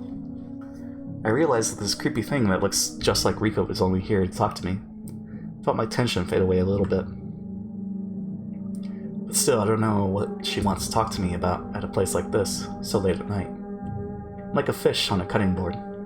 There's nothing I can do other than to wait and see what's going to happen. I waited for it to make a move for a while, and then it opened its mouth again. You're afraid of something. Am I right? It uses sarcasm. Rika-chan's cute face looked uglier than ever when it smiled. I held back my fear and tried to reply firmly. Yes, thanks to you. So, what are you afraid of? You should know that better than anybody else. Hehehe. It told me earlier that we were safe from each other because one was in the car and the other was standing outside. But it's obvious that I'm the one who's being driven into a corner. While I'm talking to it, I could be being surrounded by its minions. I got scared and tried to listen to the sounds of my surroundings carefully. Don't be scared. I came here to help you. Hehehe. You came here to help me? Oh really? I wonder how you're gonna do that. You're just sick at the moment. You need medicine, that's all. Would you be interested if I told you I brought it along? Medicine? It put its hand in its pocket and took out a small case. It opened the case and showed me what was inside. What was in there made me gasp in surprise. A syringe? It's not normal for a person to carry around a syringe. I have no idea what's going on. I mean, it's medicine. But what Rika-chan is holding in her hand is a syringe. There's no way I can twist that fact around. That's right. The contents of the syringe are going to help you get better. It'll help me get better? Huh? Know what it is. It's the drug that killed Tomitake-san. It's the parasite at its full strength. It'll give me the maggot disease. This is different. This is a different drug from the one that was used on Tomitake. I promise. It giggled. It isn't the giggling that scares me. I'm scared that it admitted the cause of Tomitake-san's death so easily. And it also admitted the direct cause of the maggot disease that Tomitake-san died from. Monka S. Oh, is it Ong or Aang? Aang, right. That's her. I know you're going to kill me in the same way he died, and that the Renan Gogura is going to replace me. Problem solved, right? I'm going to let you give me the shot. Why'd I say Ong? Because of the M. Night Shyamalan movie? Probably. Well, I knew you would say that. The syringe looks very suspicious, of course. You're smarter than I thought. So what now? You're gonna gang up on me and give me the shot like you did to Tomitake-san? Tomitake-san's autopsy report said that he had bruises on his body that proved he was fighting against several people right before he died. That means they must have ganged up on him to give him the shot against his own will. I'd like to give you the injection by force, but it never really works. So I gave up on doing that. I decided to let you choose to take it yourself. Are you kidding me? I don't want to take that creepy shot. I thought about it many times. I thought about how I could make you take the injection. I can't force you to take it. I can't make you agree to take it either. Then leaves me only one choice. I have to let you choose to take it. You should know my answer already. I'm not going to walk into such an obvious trap. Well, that's what I thought you'd say. Didn't expect you to choose to take it anyway.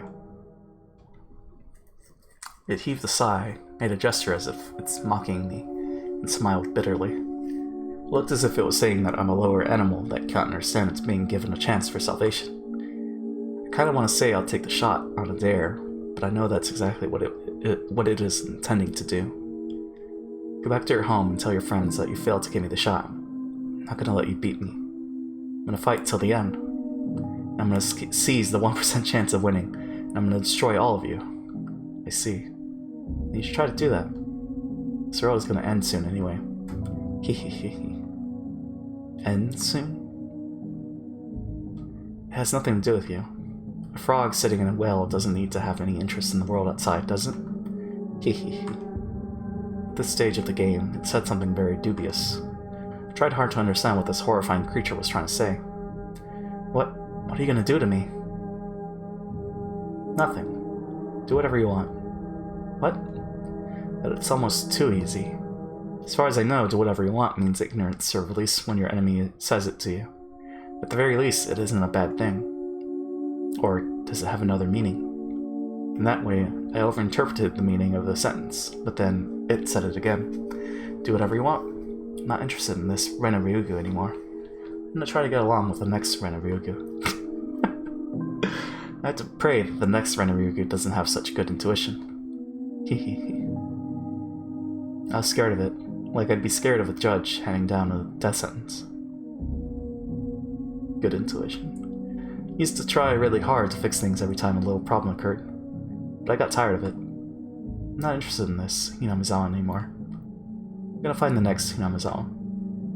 But I only have this one, so I hope you live as best you can. It's telling me scary things one after the other. This is obviously a warning of Hinamizawa's destruction. It means the climax is coming soon. They have already prepared another Rena. When I lose to this fate, they're going to replace me with that Rena as if nothing happened. They're very well organized. What humans are most afraid of is for their lives to lose all value. Your life becomes worthless when you're told that you have a replacement. It's like an indirect death sentence. So I was pretty sleepy and I was just trying to puck. Whoa, ignore that? Okay. Sounds good.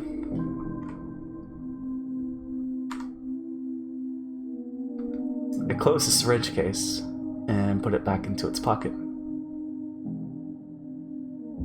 I turned around and started climbing up the slope. At the top, it looked back and spoke without as much as an evil smile. Well, goodbye, this Renaryugu. Hope I can get along with the next Renaryugu. I shouldn't worry, because I do usually get along with them. Hehehe. I'm not gonna let you replace me with the next Renaryugu.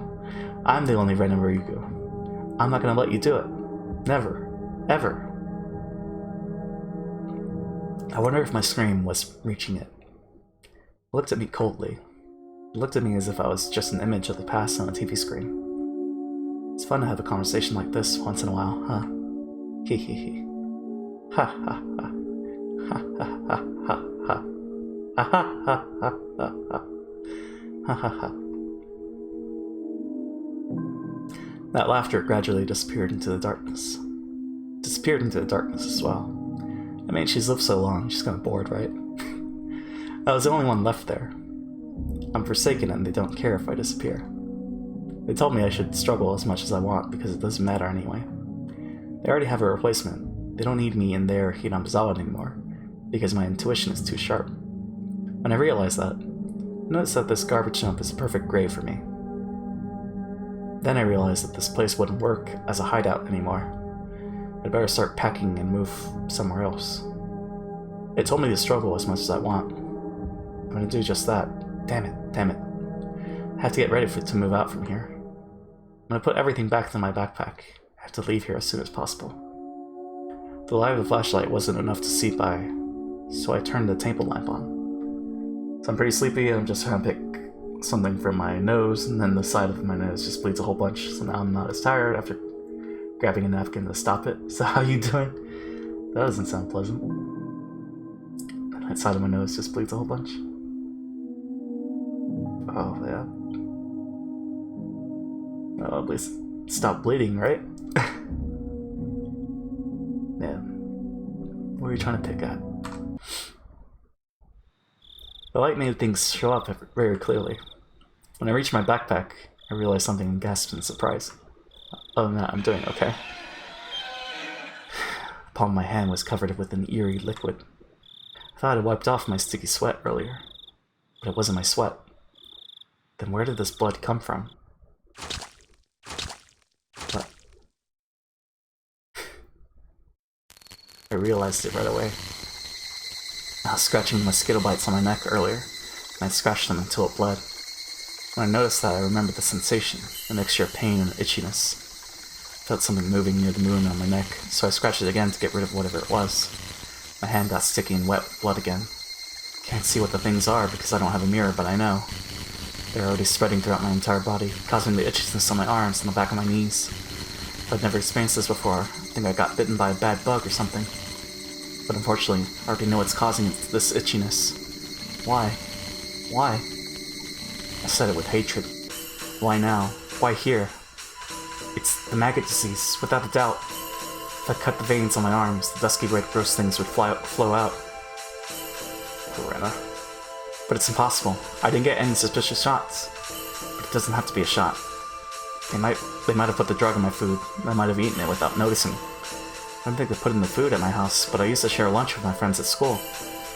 They might have put it in the lunches. That Rika who visited me just earlier was shining the flashlight on me. So she knew that I was scratching my neck so hard it bled. Nevertheless, she acted like there was nothing wrong. She told me that I wouldn't last long. Now I know why she was laughing at me in a sarcastic way. She knew that I wouldn't have much time left. It itches very badly, but I can't scratch. The more I scratch, the itchier it gets. I'm not gonna do the same thing Tomotaki-san did.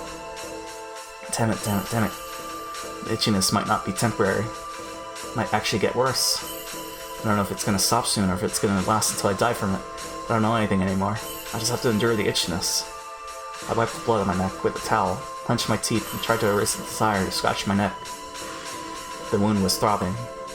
I wanted to scratch it so badly, but I couldn't do that. I fought back the desire, biting the end of the towel. I scratched other parts of my body really hard in order to forget about the itchiness on my neck, but it didn't really work. I just prayed for the itchiness to go away, closed my eyes, and fought back the desire.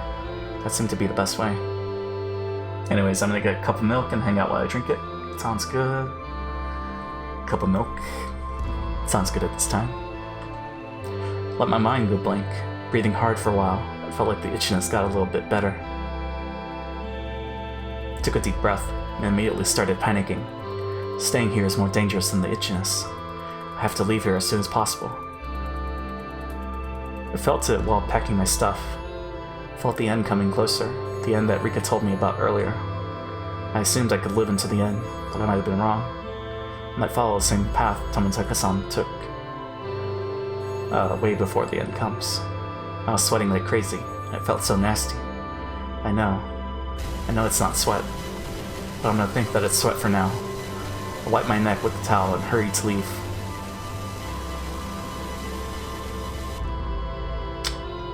Poor Rena.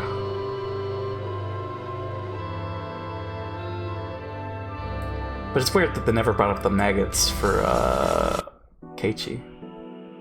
Maybe there was something there. This area has no streetlights, so I was scared to run fast when I could barely see. The moon lit up the sky, but not my steps. The only light I had to see by was my flashlight. The light was very weak. All I could see was the flat gravel road before me. Anything the flashlight couldn't reach was in total darkness. The expression often used in novels, pitch black, wouldn't be inappropriate.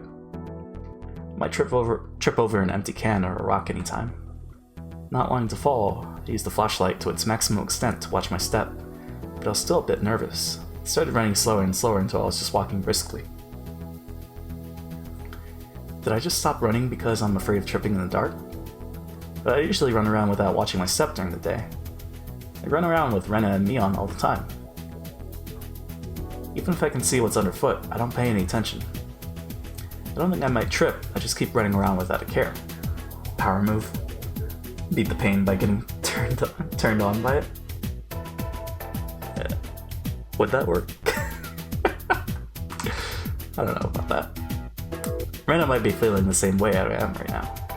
For Rena, the light with which she eliminates the darkness of suspicion is too weak. And the darkness of the delusion she deeply believes in is getting darker and darker. That's why she's scared to even walk on the same roads she always used to take. I feel like she'd be too paranoid to focus on that. She felt for the contents of those ridiculous scrapbooks. People might laugh at her for that. But those scrapbooks aren't normal. They manipulate their readers' hearts, and with evil intent take advantage of their vulnerabilities. That evil intent captured my heart for one night. That's why I know how evil they are. They're just urban legends, like the prophecies of Nostradamus or the Purple Mirror. Purple Mirror?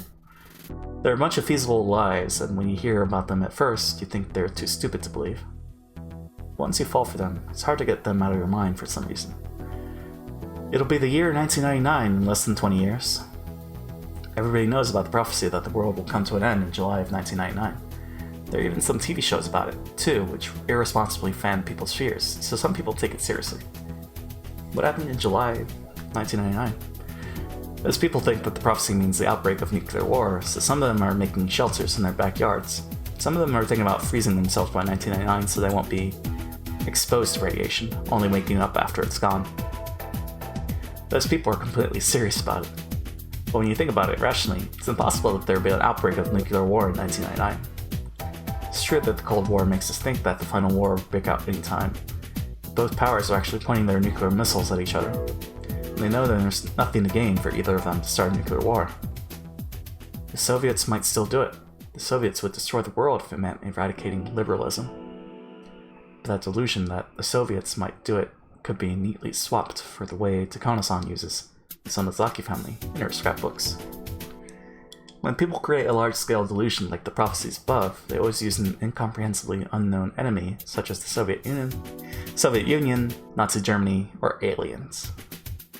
And they say something like, you never know, they might do things like that, to try and increase the credibility of their delusions without any evidence whatsoever. Aliens. What did Takano-san know about the Sonozaki family? Nothing. All she did was use the history of Onigofuchi and say that the Sonozaki family is still working behind the scenes, plotting a horrifying conspiracy. It's just like one of those large-scale prophecies. It's nothing but just a stupid story like that one about Nazi Germany, which says that Hitler is still alive and lives in an underground complex somewhere on the South Pole, continuing his plot to conquer the world. For 40 years. Rena usually doesn't believe in stupid stories like that. But it was just bad timing, I suppose. It was right after she killed Rina Mamiya in Tepe Hojo and was caught by us. She was in a state of panic when she heard the story. We were waiting for her to recover from the shock. But before she did, and regained her strength of heart, poison got into her and spread all throughout her body. When you're sick and have a weakened immune system, it's easy to get another disease. It's just like that. If it's happening in the summer of 1999, it must be a bazaar. Bazaar? Is that part 6? Cause what? 1980 was Stardust Crusaders. Was 1990... I think the 80s was part 4 as well, right? Part 5 was in the 90s. That's it. Rena is just sick right now. When you're very sick in bed with a high fever, you sometimes feel like you might die from it. But most of the time, you're just overreacting. You get better soon after you take a medicine, eat healthy food, and sleep a lot. Hitler is still alive in an Und? That's how she is right now. She got a mental cold, that's all. She needs to get better soon or she might get caught by the police. I passed several patrol cars on my way. I hid every time I saw one, since I didn't want to be questioned. And I was probably passed by them twice. When I came close to Rena's house, I saw a car parked near the gate. He was obviously watching her house, trying to capture her when she'd arrive home. 1999 Bizarre Summer. I had no idea about this. Mion ordered the Sonozaki family to find Rena to protect her from the police, but honestly, I'm not sure if they can. After all, Rena believes that the Sonozaki family is after her. But if they don't find her, the police will eventually. Oh, okay. That OP. Gotcha. But if they don't find her, the police... Crazy, noisy, bizarre town. The police will eventually... If that happens, all of us who helped her bury the corpses will be caught by the police in the end. I don't know how or why the police came to suspect her. I think they only have some circumstantial evidence. I don't think they know she did it for sure. But since they're looking everywhere for her now, they must have some kind of reliable evidence. Rena, come on. You don't have time to play around with Takano-san's scrapbooks right now. The police are after you. was so dark that I couldn't be sure if she was down there. But I made up my mind and headed down the slope, carefully shining my flashlight to light my way. I wanted to loudly call out Rena's name, but there might be some policemen nearby looking for her. I walked around a trash pile and then I saw a light. It was Rena. I ran towards her hideout, kicking aside the trash on my way. Oh shit. Rena was standing right in front of her hideout, holding a hatchet. I couldn't blame her. She must have noticed all the noise I had made coming down the slope. Huh. Rena, it's me. I guess she's covered her neck. Keiichi-kun? Sure have a lot of visitors tonight. What else is here? Showed my flashlight around, but I didn't see anybody else. I'm leaving, because it's not safe here anymore. And I want you to know where I'm going, so please don't follow me. Rena? What happened to your neck? You're bleeding. Okay, so you can't see it. I'm okay. I might come back again, though. Rena's neck was all red. It looked like she had some kind of skin disease on her neck. She probably couldn't bear the itchiness and scratched at it really hard. You need to do more than just wipe it with a towel. Come to my house. You need to clean it up. Don't worry about it. It isn't an injury. It's too late anyway. Too late? What do you mean?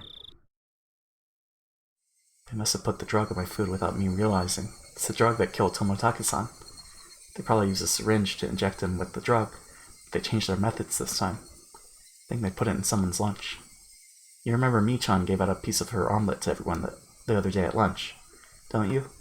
She must have put it in the omelet. She's smart. She used a slow-acting drug this time. Damn it. Rena kicked the dirt with hatred. She was almost literally kicking Mion's goodwill to the curb. Hey, Rena. Are you seriously saying that Mion would do such a thing? Rena looked stunned, and she stared straight at me. I noticed a slight accusation in her eyes. I could tell by looking into her eyes that she wants to say, "What are you talking about? I already told you that the Sonozaki family is the mastermind behind the conspiracy."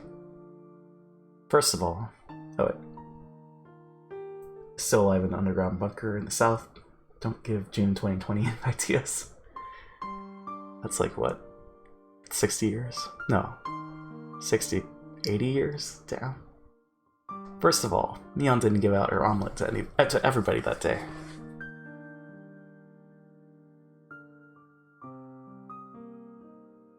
Mion cut her omelet into 5 pieces. She told us to take one if we wanted. Rena took the end piece of the omelet before anybody else took one. She said it looked cute and ate it right there. It wouldn't let me post it when I said his actual name. No, yeah, cause, you know, just cause. No, that's not what happened. Michan tried to make me eat the omelet because she put a drug in it. Rena, stop interpreting everything so conveniently. Mion just put the 5 pieces of the omelet on the lid of her lunchbox. No, she didn't. She gave out each piece to every one of us. Rena, think about it. Have we ever done something like that before? We usually take whatever we like from everybody else's lunch. Nobody has ever said something like, "This is your piece, so take this," or "This is her piece, so don't take that," you know? She looked at me with that accusation in her eyes. To Rena, everything that comes out of my mouth must sound like a lie. To her, it's a fact that she was poisoned. She knows, for sure, that the drug was in the omelet. That's why she's contradicting me, because I'm saying something different. I didn't come here to make her mad. I realized that disagreeing would only escalate her anger, so I decided not to. Anyway, you said this place isn't safe anymore. Where are you gonna go, then? Well, I'll find somewhere. It's not that easy to find a place to sleep. Why don't you come to my house? I appreciate your offer, but I can't do that. The Sonozaki family is looking for me everywhere in the village. I don't think you'd betray me, but I don't think you can hide from me. I don't think you can hide me from them, either. It's not the Sonozaki family who are looking for you. It's the police. Why? Oishi-san is on my side, and I told him to leave me alone. I don't think he's looking for me. I think they know that you killed Rina and Teppei. Oh, I see. I was relieved that we were finally on the same page, but I realized I was wrong right away when she left in self-derision. You know, without the full context, I have no idea what's happening with the story right now. That's understandable. We're in chapter 6 of an 8-chapter story. So, it'd be difficult for sure. I don't think I can explain. Besides, five kids in this little village. Shenanigans are happening. Do you know how the police found out that I killed them? No, I have no idea. Nobody saw her killing them. Nobody saw us burying the corpses. We buried them deep in the mountains, and we camouflaged the spot perfectly. Plus, Mion moved them to a secret place afterwards. So, it's impossible that the corpses would be found. I went there this evening. I went there to check the spot where we buried them. Guess what I found? Ah. That didn't sound good. Of course. Rena has no idea that Mion took care of the corpses. She'd think the corpses were still buried there. They weren't there. The corpses. Somebody dug them out and carried them somewhere else. Ah, Rena. That's because, it's impossible that someone happened to dig them up. I chose the place, so the only people who know about the place are me and my friends who were there. That's right. Well, the thing is, I know who did it. It's Michan. They didn't want me to work with the police. They need to have some insurance. But I didn't think they'd use the police to find me. I guess they don't care how it looks anymore as long as I'm captured. Come on, do you really think Mion would do such a thing? She did! Michan sold me out. No, she didn't. Mion is your friend. We're all on your side no matter what happens. Even if the whole world turned against you, we'd still be on your side. Even if the whole ocean evaporated, Mion would never sell you out. The whole ocean? I don't understand why you're defending her. It's just the opposite. I don't understand why you're doubting her. That's simple. Mio-san revealed the existence of the conspiracy to me, and the fanatics are... Shut up, shut up! Sorry, I didn't mean to yell at you like that. I apologize, so please listen to me. The corpses are gone because Mion dug them out. See? I told you! Listen to me until I finish, okay? Mion dug them out because she found out that the place isn't going to be safe for much longer. There's a logging project scheduled to begin on that mountain this summer. That was why. That's why she dug them out, to save you from being caught. Maniacal laugh. Rena laughed at me like I was stupid or something. I could tell she didn't understand anything I was saying. Don't you get it? Michan made that up. She just wants to look good when you're around. She's a dirty bitch. Oh shit. Hey! Then what was she supposed to do? Are you saying that she should have left the corpses there, knowing that the forestry service would find them this summer? She couldn't do that because she's your friend. Anyways, I'm gonna head out now. I have to sleep. And remember, I believe from Persona 5 Royale is an absolute banger. I believe? I haven't heard that one. But then again, I haven't played Royal. Eventually I'll play it, but I'll check it out. Why can't you understand that Michan made everything up, including the logging project? You're the one who doesn't understand anything. After I yelled at her, she gave me an icy look. She stared into my eyes, as if trying to find out what I came here for. I came here to wake you up. You're possessed by an impossible delusion because of Takano-san's scrapbooks. First I thought it was interesting, but this is getting way out of hand. You know why? It's because they're making you sick. Oh, the girl who looked just like Rika-chan told me the same thing. You're actually right about that. I mean, I do have the maggot disease, so... No, you don't understand. Listen to me very carefully. You need to lie down and rest for a while, okay? It'd be a lot safer to stay at Mion's house. She can protect you from the police. But if you don't trust her, you can stay at my place. Either way, it's not good for you to stay somewhere uncomfortable like this. Let's just go to my house for now. We'll have some cold tea together. It'll cool your fever down. Then you'll realize how crazy all this was. Display at the end of the game, so yeah. For me, I heard before the game was even translated. Ah, okay. Yeah, then I wouldn't have heard it. But I'll have to check it out. I mean, the whole Persona soundtrack's pretty great. What are you talking about, Keiichi-kun? Are you saying that I'm crazy?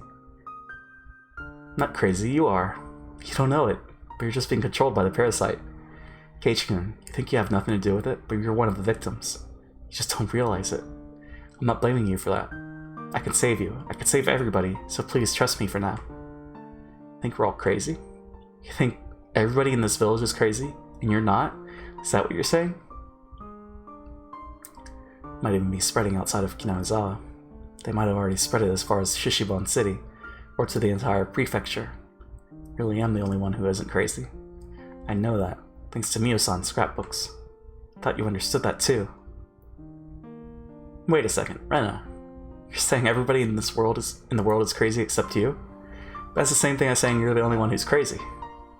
The world hasn't changed. Nobody is crazy. Nobody is your enemy. If you ask me, it's crazy to believe that you're the only one in this world who isn't crazy, and that everybody in this world is your enemy. In short, your only enemy is yourself. I feel sorry for you, Keiichi-kun. But it's okay. It's not that easy to accept the facts Mio-san discovered. Even she wasn't sure about them. So I understand if you can't accept the truth. It's weird, I mean, she just met Mio-san, and then she believes everything. That's why I'm gonna fight. But a fight to save everybody. Beat them down and make them stop controlling you. Rena, that's stupid. That's just idiotic. Feel sorry for me? You're stupid. Why don't you understand? Why do you still believe a crazy, stupid story like this? You're just interpreting everything to suit your convenience. They have replacements for Mio-san, Rika-chan, and me. They're gonna replace me after I'm killed. What? Replacements? Are you seriously saying that? You know what? I'm gonna tell you the truth. I haven't told you about this yet. The true identity of the parasite is aliens. Aliens? Yes. Shio-san is also an alien. The description of his descending from the sky matches with the alien theories from all over the world. Whenever a great civilization flourished, it was always the aliens who accomplished it. They have advanced knowledge. They came to Earth to help immature humans evolve. Hey, wait just a minute. You must be kidding, right, Rena? The parasite theory was interesting. But aliens? Come on, that's just nonsense. But Rena believes this theory so seriously, and she feels sorry for me because I can't accept it. They've been controlling the community by living as parasites in human bodies. But sometimes, someone with sharp intuition comes along and tries to reveal the truth. But they get rid of them in order to maintain their control of the community. They sometimes kidnap those people with sharp intuition and put a piece of metal in their bodies to gain control over them. When that doesn't work, they replace those people with their copies. They made a copy of Mio-san. They made a copy of me too. Rika-chan's copy just came by a few minutes ago. I talked to it. It admitted that it came from space. Did it though?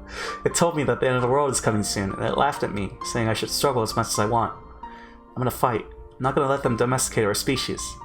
I'll never ever. You're so stupid. He stepped towards Rena and slapped her in the face. Whoa, dude. I was hoping it would return her sanity.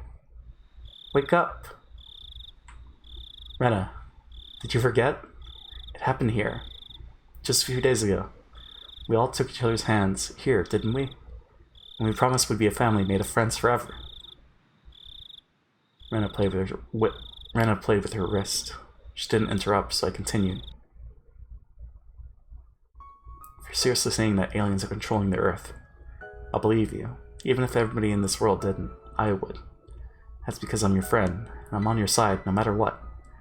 But I want you to listen to me too. I want you to listen to me because I'm your friend. Tsukano-san made up all the stories in the scrapbooks. It's true. Tsukano-san was an occult maniac. She enjoyed interpreting the whole history of Hinamizawa any way she wanted. She made up ridiculous stories out of it, and she read them to people for fun. So, the parasite story isn't the only one she made up. There are stories about UFOs, some kind of creatures from the underworld, and many other things. So the one you read in the scrapbooks was just a new story she made up recently. Don't you remember that she liked to make fun of people? She was just making fun of you because you took her story so seriously. If it was just a story she made up, how was she killed? Her autopsy report said she had been dead for 24 hours when she was found, but she was there at the festival. Why? How are you going to explain the cause of Tointaka-san's death? What about the Sonozaki family? What about the legend of the Hinamizawa? What about Urusho-san and Rika-chan? Are you saying everything is made up? Are you saying that the whole world is lying to us? Stop making connections between everything. That's a typical symptom of paranoia. Don't think so hard. You're just tired. That's why you need to rest. All I'm gonna do is offer you a place to relax, a bed, and food. If you can't trust my food, you don't have to eat it. Eat whatever you have. Anyway, please just trust me for now. My story makes more sense than yours. I have evidence to prove it. But all you're saying is that I should trust you. Isn't it obvious who was right? Yes, it is obvious. Me. I'm right. How can you be so sure? It's easy. It's because I'm your friend. Friends never betray one another. Friends always help each other. So you have to believe that I'm right even when the world says I'm wrong. Because I'm your friend. I heard a thud. Rena dropped the hatchet. She staggered, holding her head in her hands. She was muttering something and it looked like she was asking herself questions. He wants me to trust him, but he has no evidence to prove he's right. He's being absurd. Or maybe he's right and I'm wrong. Am I really just misunderstanding everything? It'd be wonderful if that was true. I wish I was wrong so many times.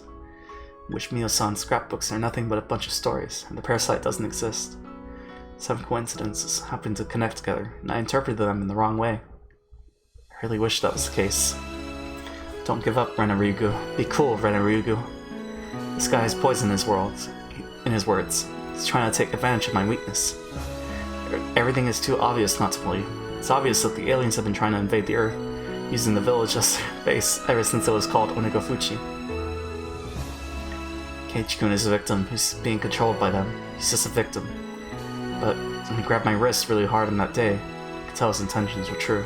I still remember the strength of his grip on my wrist. He tried to save me, his friend. I got lost in this crazy delusional maze many times. I prayed over and over that somebody would help me. Now, my prayers are answered. Keiichi-kun is reaching for my hand again. But don't forget, Rena Ryugu, this guy says he's your friend, but he hasn't told you everything about himself. Don't you remember? Oishi-san told you about it. He told me about what he found out. I couldn't trust my friends, so Oishi checked on everybody, including Keiichi-kun. What? That's why I know what he did. That's why I know about what he did before he moved here. He looks like he's a good guy on the outside, but he's crazy on the inside. I can't trust him. I shouldn't trust him. What did Keiichi do? So what? I don't care who he was before he moved here. I did many bad things in Ibaraki too. I did many unforgivable things. Hurt my friends really badly. Broke the windows at the school, and was suspended. I was a very bad girl. Okay, so she admits it. Did he treat me differently because of that? No, he didn't. Rena Ryugu is Rena Ryugu. He'll forgive me because it was Reina Ryugu who did all those bad things in Ibaraki.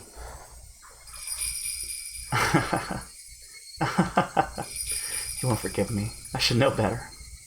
Keiichi Mibara believes that I'm a kind and modest girl because he doesn't know Reina. If he found out about Reina, what would he do?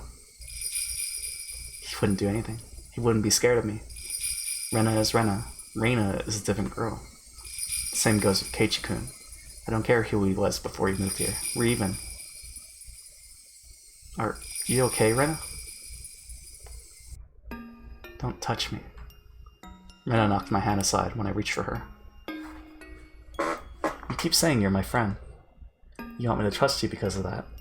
You want me to believe that you're right, even if the world says you're wrong. Are you out of your mind? That is more delusional than anything else. I don't care what you say. I'm your friend. Everything I say for your sake. Don't doubt me. I know I'm right.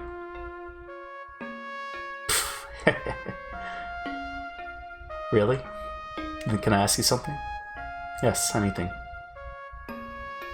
Friends don't keep secrets from another, right? Of course. Not hiding anything from you. You're lying. I'm not. Yes, you are.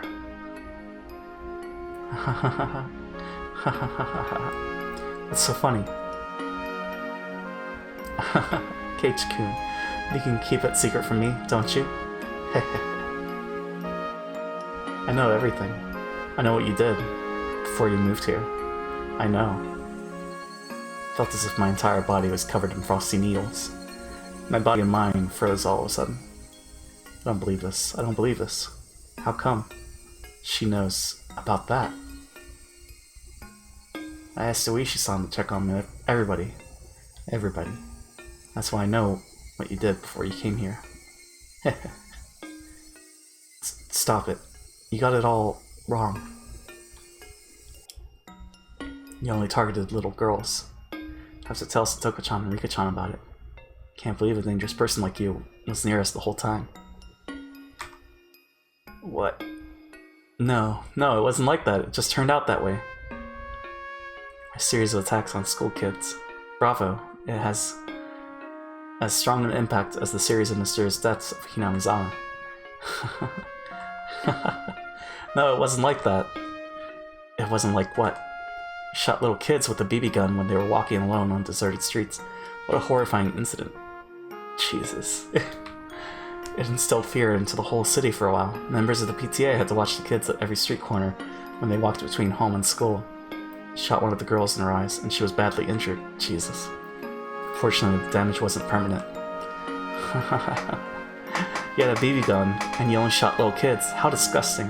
What made you enjoy it so much? You must have really enjoyed it because you continued to do it for a long time.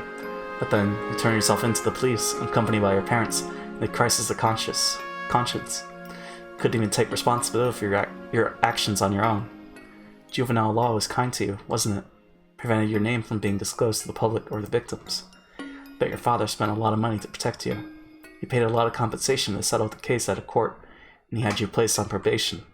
After the case cooled down, he used the power of money once again to move far away from the city. Everything is solved, right? You're lucky that your father is so rich. No, it wasn't like that. Why didn't you tell us about it? You told me that you did nothing but study at your previous school. Why did you lie like that? I'm sorry. Didn't mean to lie. Thought friends didn't keep secrets from one another, right? So that makes you not my friend. The blades of her words hit hard and made my eyes bleed. The blood was clear and it tasted salty. Can't trust you because of what you did in the past. Don't you ever think you can hide it from me? I remember how deeply I regretted it. I couldn't regret enough. I wanted to forget it, but I couldn't. I made a stupid mistake. Why does she have to bring it up right now? I apologized and accepted everything, and I moved here to put it behind me. I wanted to have a fresh start in Hinamizawa. I swore to myself to live a clean life from then on. Everything is ruined now. I'll be a criminal, no matter where I go. I was stressed out with my exam studies. I was frustrated. I randomly shot people. Didn't care if it was girls or kids. Why did I do something so stupid? There was no reason. I had no reason to do that. I just wanted to get someone's attention. Didn't have the courage to tell my parents that I didn't want to study. Just wanted somebody to scold me, so I used the childish way to get attention. I regret what I did. I swear I'll never do something that stupid again. If I do it again, they can send me to the chair. If there was something I could do to become completely forgiven, I'd do it, no matter what it was. But no matter how deeply I regret it, no matter how long I atone for my sin, I'll never be forgiven.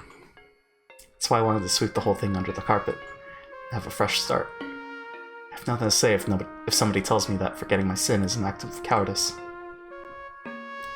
Sins are sins. You can't just get rid of them. You have to carry them for the rest of your life. You know that's the fate of a sinner. If you don't want to live like that, don't be a sinner. I understand that logic too. But then, how are sinners supposed to live? Anyway, you're not my friend. I'm not gonna take any orders from someone who isn't my friend. I need you to leave me alone for a while. Okay? I didn't notice until she spoke that I was on my knees, hanging my head. Then I picked up the hatchet she dropped earlier. I wanted her to hit my head with it. Yeah, that's right. If anything's gonna be torn apart, I'd rather it be my body. Compared to the pain of my heart being torn to shreds, I'd rather she cut my head off. I believed it. I still believe it. I still believe it right at this moment. I believe that I'm their friend. But in fact, I'm starting to become aware of it. I want to believe I'm their friend, because I don't want to accept my past. I'm trying to tell myself that, but I feel stupid crying like this. My face is all messy with tears. I was never their friend. I'm a sinner, and I hid my past from them. I hid it because I was scared. I told her that friends don't hide anything from another, and I hid my past from them. I hid my sin from them. My past has nothing to do with how I live my life here. If I ever attacked a kid in this village just because I was frustrated, I wouldn't mind if they killed me and cut me into pieces. But I'll never do anything like that again. I just want to live normally. What I did before I moved here has nothing to do with my life now. For instance, Rena moved here too. I wouldn't change the way I see her, even if I found out she did something bad before she moved here. Right? I wouldn't, would I? I mean, you did, right? Even if Rena beat some of her friends, or broke all of the windows of her school, I wouldn't care, because it happened in Ibaraki. She didn't do that, Nantsawa. Rena is Rena. She's my best friend. That's why I wouldn't see her differently, even if I found out about her past. It's a lie. That's a lie. That's a lie. That's a lie.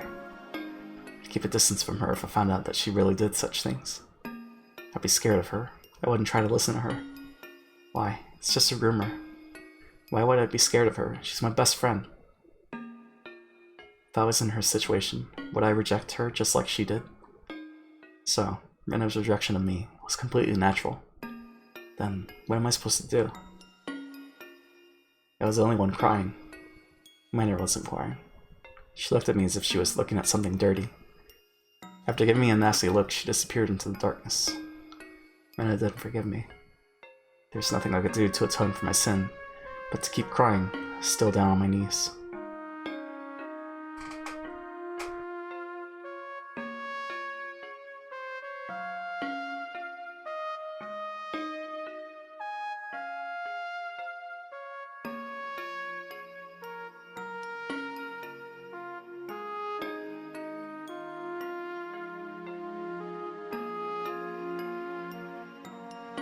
I just want to live normally. Oh, is it the BB gun? Oh, okay. Well, I definitely didn't expect that for Keiichi's backstory. Didn't even think that would be a thing. Thought it happened. Thanks for the link, Mr. Olu. Let's see. Okay. Alright, let's do the 5-minute beer B, because we did 2 chapters? Yeah. So let's do the 5-minute beer B, then we'll continue. How many achievements do we have? 11 out of 15. 12, 13, 14, 15. Tips. Right. So 2 more chapters? Oh, so maybe we might finish this. Maybe. Yeah, let's do the BRB.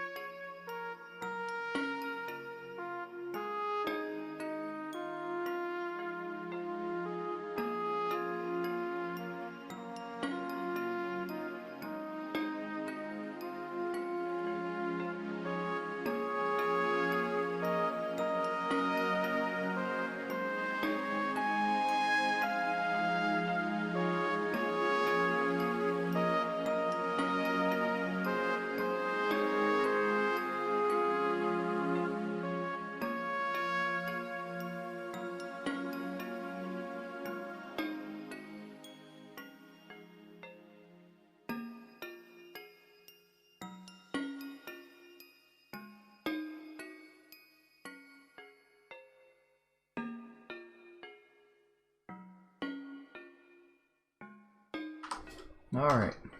Now we're back. Did we save? I don't think we did. Chapter 11. Yeah, I didn't expect that. When they mentioned the little girls, I was like, oh, oh shit. But this is BB guns. But still, that's fucked up. But anyways. That's fine. Oh yeah, we didn't read the tip. The reason to move to Kanazawa. I don't remember how many years ago it was. Words. There's this beautiful village surrounded by nature. But the village was going to be submerged in water because of a new dam project, and the villagers protested against it en masse. They had a sightseeing tour so people from other places could enjoy the local beauty. I joined the tour out of simple curiosity. I wanted to take a look at the nature that might sink under the water. But when I got there, the place took my breath away.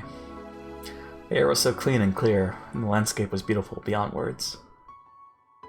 Since then, I was hooked on the inspiring nature of the place.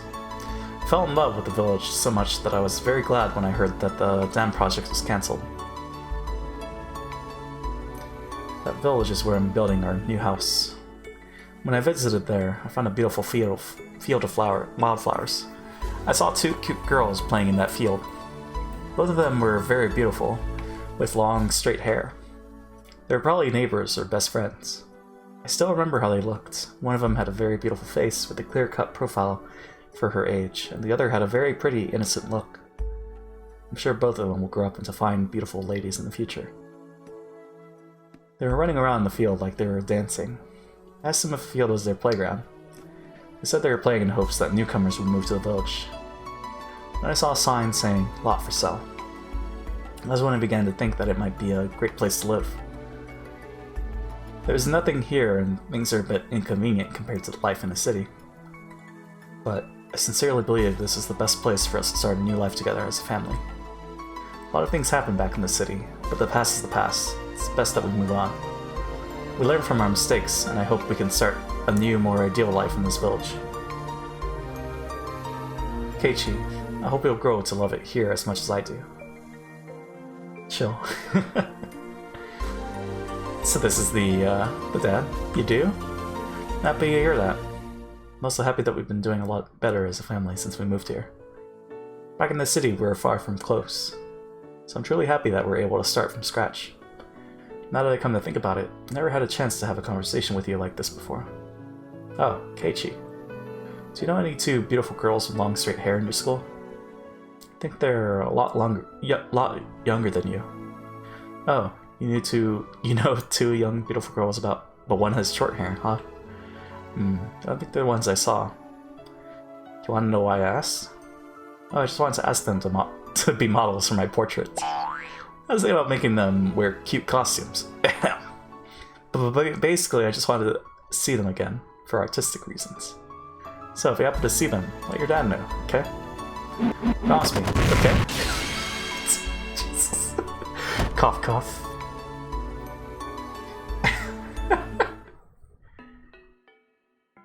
Two girls with long hair? There's Rika, but does Satoko have long hair at one point?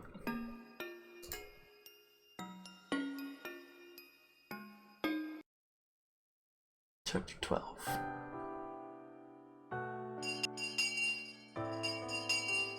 At lunchtime the next day, everybody in class was talking about Rena's disappearance. We were all worried about her safety, but I kept a safe distance from everybody else.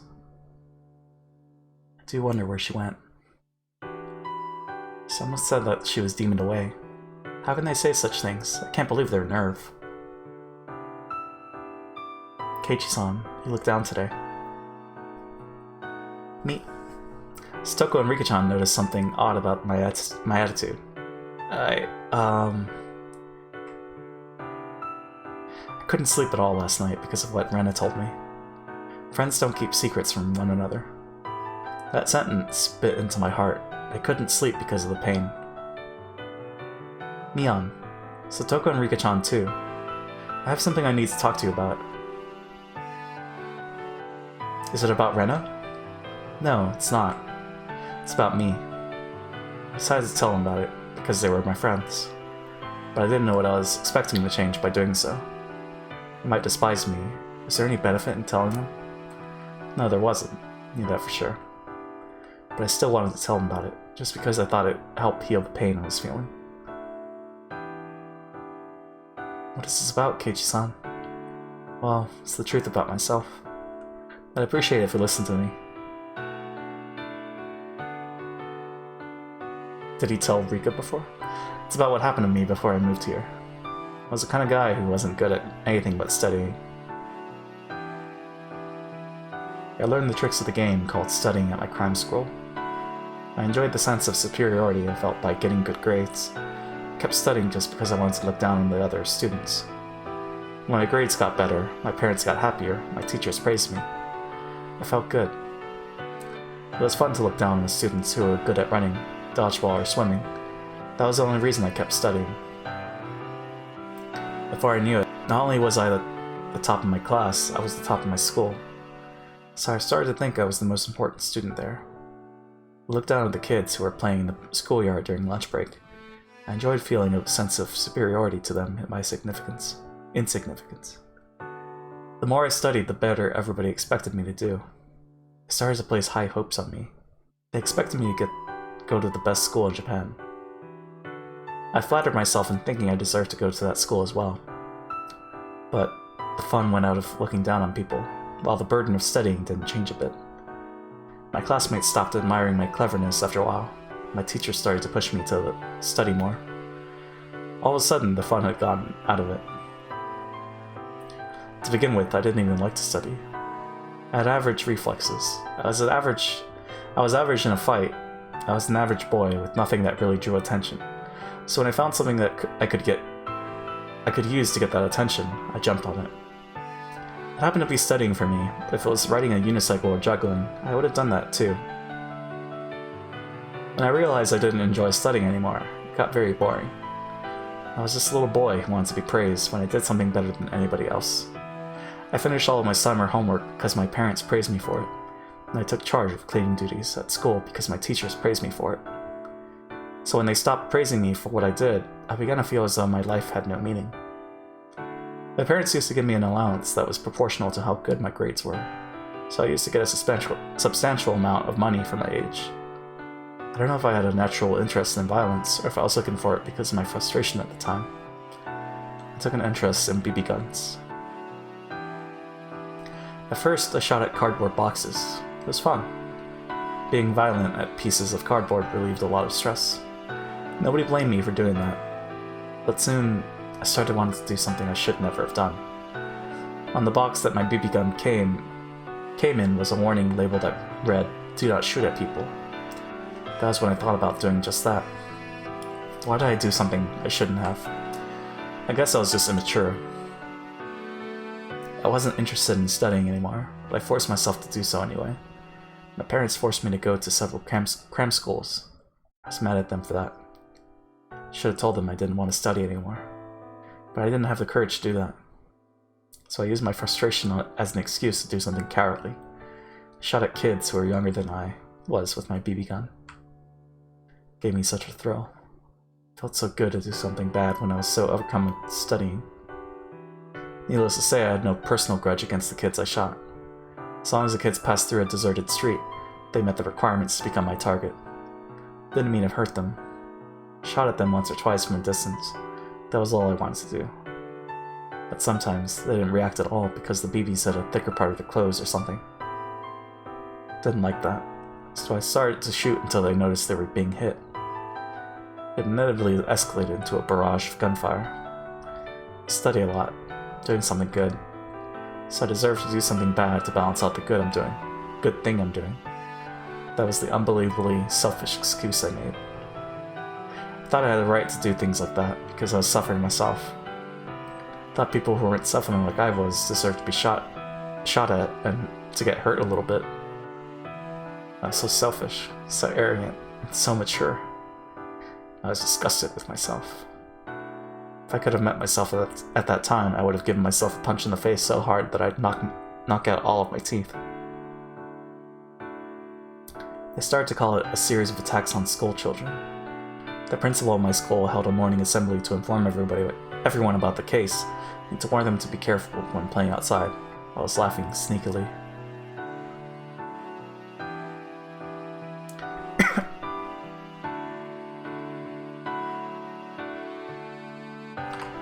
The PTA issued a letter of warning and advice to take the safest way to and from school.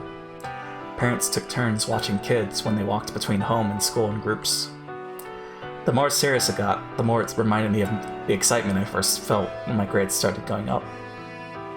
I was absorbed in that game I was playing. Didn't think that I'd get caught someday. I didn't even think to stop doing it either. One day, I found a little girl who was walking down a narrow dark street, all alone. She was a very small girl. I don't know if she was on her way to her friend's house or if she was running an errand. Didn't care which. It was careless of her to go out alone. School had warned her not to. So, it was her fault. Just like always, I made a selfish excuse and attacked her.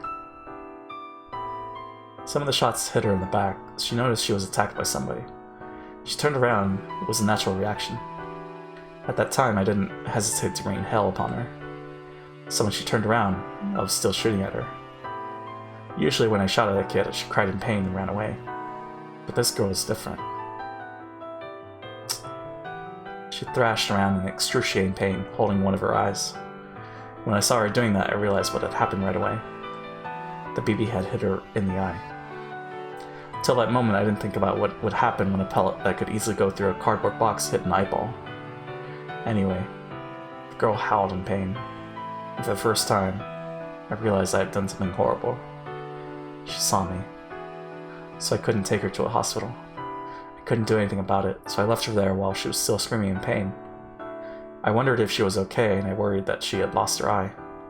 I kept thinking about her. I didn't even feel like eating that day. I went to the bookshelf in our living room, snuck a medical book to my room, and studied the structure of a human eye. It's too late to make a difference, but I studied what kind of injuries would make a person lose their vision. I knew it would make the sin I committed weigh any less if I found out that she wouldn't lose her sight. I couldn't sleep at night, and I suffered from a high fever. It wasn't my parents, my teachers, or the police who first punished me for what I did. It was my own body. Before dawn, I woke my parents up and confessed to my sin. They were shocked at first, but it seemed like they understood the situation quickly due to my recent disobedient behavior and my interest in BB guns. My mom cried hysterically. My dad slapped me in the face till it swelled up. Before the sun came up, I turned myself into the police, accompanied by my parents. Satoko stared at me with a stunned expression. I deserved to receive that kind of look. What I did was very wrong. I needed to accept that. Is that all true? Yes. It's all true. I'm sorry I didn't tell you until now. What made you want to tell us? Mion asked me. Mika-chan nodded in agreement. To tell you the truth, I don't understand why. Well, I know, but... No. I'm just saying that I don't see any reason why you had to tell us about it. Well, I didn't want to keep secrets from my friends. You're my friends, so I couldn't hide it from you anymore. What are you expecting us to do? Not expecting anything. If you're asking for forgiveness, I can't give it to you. You have to ask the kids you attacked if you want that. It won't help any to tell us about it. I agree with Rika. I think you're really brave to tell us, but I understand what you want to do from here on out. I don't want to do anything. I just thought it's not right to keep secrets from my friends. My friends looked annoyed by the sudden confession of my past. I took it as bitter medicine. I got what I deserved. Kei-chan, I have a question. Why can't friends keep secrets from each other? What? I mean, that's what you're saying, but... I really don't agree. I don't agree either. Mion and Rika-chan obviously disagreed with my statement. Satoko nodded, following suit. I don't think it's wrong to refuse to tell people things you'd rather not. We all have lots of things we don't want to tell anyone else about it. Like tragedies, mistakes, and other things you don't want to remember. If I'd have to tell someone everything to be true friends with them, I wouldn't want to have them as my friends at all. But... Keiichi, there's a difference between things you don't need to confess, and things you have to confess. You have to confess what you did to receive forgiveness. But once you're forgiven, you don't need to keep confessing. Quite. You turned yourself into the police, and they scolded you good, did they not? You atoned for your sin, and you're forgiven. What more do you have to do? You turned yourself in, and you accepted the result. You did what you had to do. It's very important that you keep reminding yourself of your sin, so that you won't make the same mistake again. But you only have to take care of that on your own. It's not something you have to confess to everybody. It's very true. I have many embarrassing stories that I'd rather not tell anyone. Toko does have quite a lot of them. It's not only me. Rika has a heap of them too. Meep.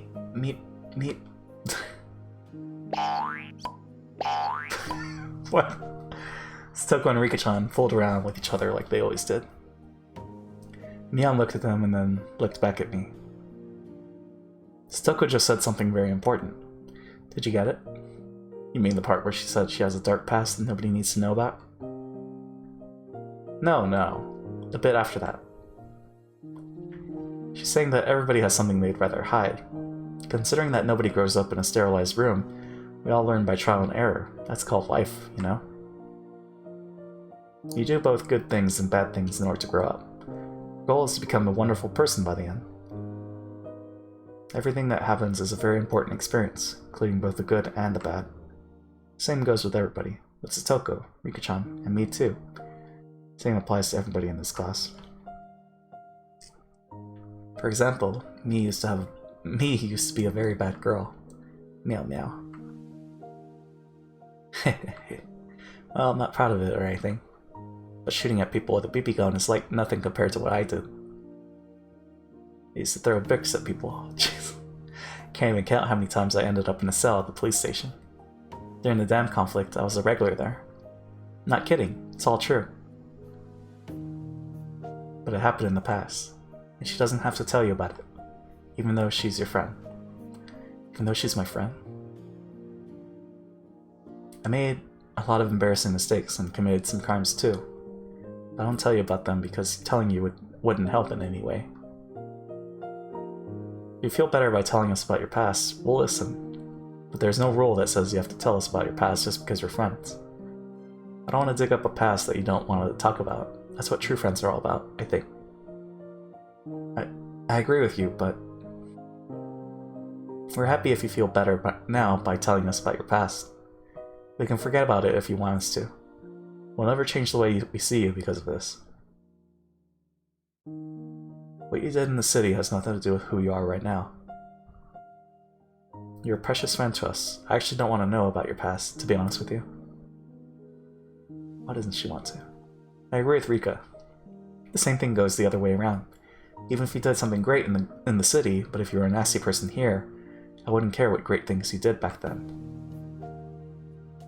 In other words, Kei-chan, the sin you committed in the city is something that you should keep secret in your heart. You don't need to dig it back up just to tell us. I mean, you can if you want, and if anybody changed the way they saw you because of that, I look down on them. No matter what happened in the past, as long as you're a great person at present, you shouldn't be embarrassed of yourself. Am I wrong? What's the purpose of living if we can never earn redemption? Satoko used to be a big baby who couldn't do anything by herself. She regretted it deeply, and now she's a strong, independent girl. That's why I admire Satoko today. I don't care how weak she used to be. Rika. What about you, Kei-chan? Are you gonna change the way you see me because you now know I used to be a very bad girl who was a regular at the police station? You won't, will you? I am who I am. Our friendship won't change, and we'll keep playing and laughing like we always do, right? That's what being friends is all about. What? What's going on? Mion is trying to cheer me up with an encouraging smile on her face, but her expression became distorted all of a sudden. Big teardrops fell from my eyes. What? Why am I crying? Let me just say this. Didn't know anything about Satoshi. Because you all hid it from me. We didn't mean to hide it. Oh, shit. Didn't tell me about the incidents that happened over here, right? It's because we didn't want to, you didn't want to scare me. Just because of that, you've left me out? No, we didn't mean to. Mion didn't know what to say. She had tears in her eyes. She thought she did me a favor. She didn't know why it turned out like this. She didn't want to make me scared of the village, since I just moved here. What more reason did she need? I asked you before, Mion, if there was a crime at the damn construction site. You told me there was none. There was a dismemberment, lynch, murder. You lied. I'm sorry. I didn't mean to lie to you. Thought friends didn't hide things from each other. Right? So that makes us not friends. What are friends? What are friends? What were friends to me? They are my true friends. They really cared about me. They were so nice to me and helped me feel at home in this village. I couldn't have been happier. Everything was great, wasn't it? Kei-chan, please don't. Mion seemed like she didn't know what to say. Her eyes looked moist. It's hard to believe she was really acting like this. It wasn't like Mion at all. I could feel her pain. She was in pain because she didn't know what I was blaming her for. She looked so sad, but I didn't notice her pain. I thought it was her friend. I didn't understand her feelings. I didn't trust her. I just used the word friends, but I didn't do anything like what friends were supposed to do. That's right. I was such a fool. Mion was Mion. She was my best friend. Why did I doubt her? Why?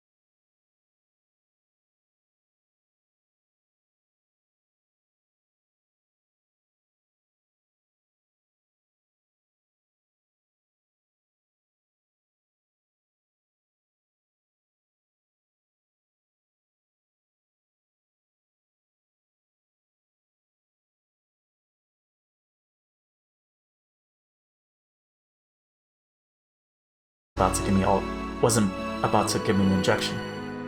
It's all of that just some kind of illusion. There's no sense of presence other than myself in that room. It was an extraordinary experience, the kind I'd never had before. I was there, with Rena and Mion. Dead to my sanity for a moment, but at the same time I felt some kind of relief too. The scary incident was just an illusion after all. Neither Rena nor Mion would have done such a terrible thing to me. Tears started forming in my eyes. My emotions were running high. Why? It wasn't a question of why tears were forming in my eyes. Why? It's a question of my sadness. Why did I feel so sad? I don't know. I don't know. You don't know? What do you mean you don't know? You do know. I'm so stupid. What the hell was I doing? So pathetic and helpless. Mion just tried to cheer me up, that was all. I liked her so much, she was my best friend. She was older than me, but she hung out with me like we were the same age. She was the first one who came to talk to me in class. She was so nice to me, but Mion was lying down in an unnatural position near the window. She was covered in dusky red blood from her head to her chest. The red fluid splattered on the wall was Mion's. What had I done? What had I done? I'll never forgive myself. I truly did think of you all as my friends. Why? Why did all this happen? There was nothing fun in my life at my old school. When I talked to anyone, it was only ever about my chances of passing the entrance exam of the schools we wanted to go to. My life was shaded in gray. Friends to me were rivals and enemies to vie with for a school recommendation and test scores. My friends here taught me just how unnatural that was. This whole month was a blast. I raised the roof over lunch, our club activities, and the festival. What a drama queen! What? It's not his fault. A warm liquid flowed out from my eyes. To my surprise, it was my tears. Didn't have any obligation to cry for them, but I couldn't stop it. Even though they attempted to kill me. Even though they almost killed me. I couldn't forget the memories we made during the past month. I'm just kidding. Or were those fun days fake? Was it an act that they kept playing perfectly to set me up until today? Is it only me who believed that they were my friends? Couldn't be. That was the most dramatic what I've ever heard you say. It's fine. Rena and Mion, they were my friends for real. Those happy days couldn't have been just a performance. Rena and Mion must have been forced by somebody to kill me. Or an extraordinary existence called Orisho-sama possessed them and took over their consciousness. Consciousnesses. No matter what it was, both Rena and Mion were my best friends.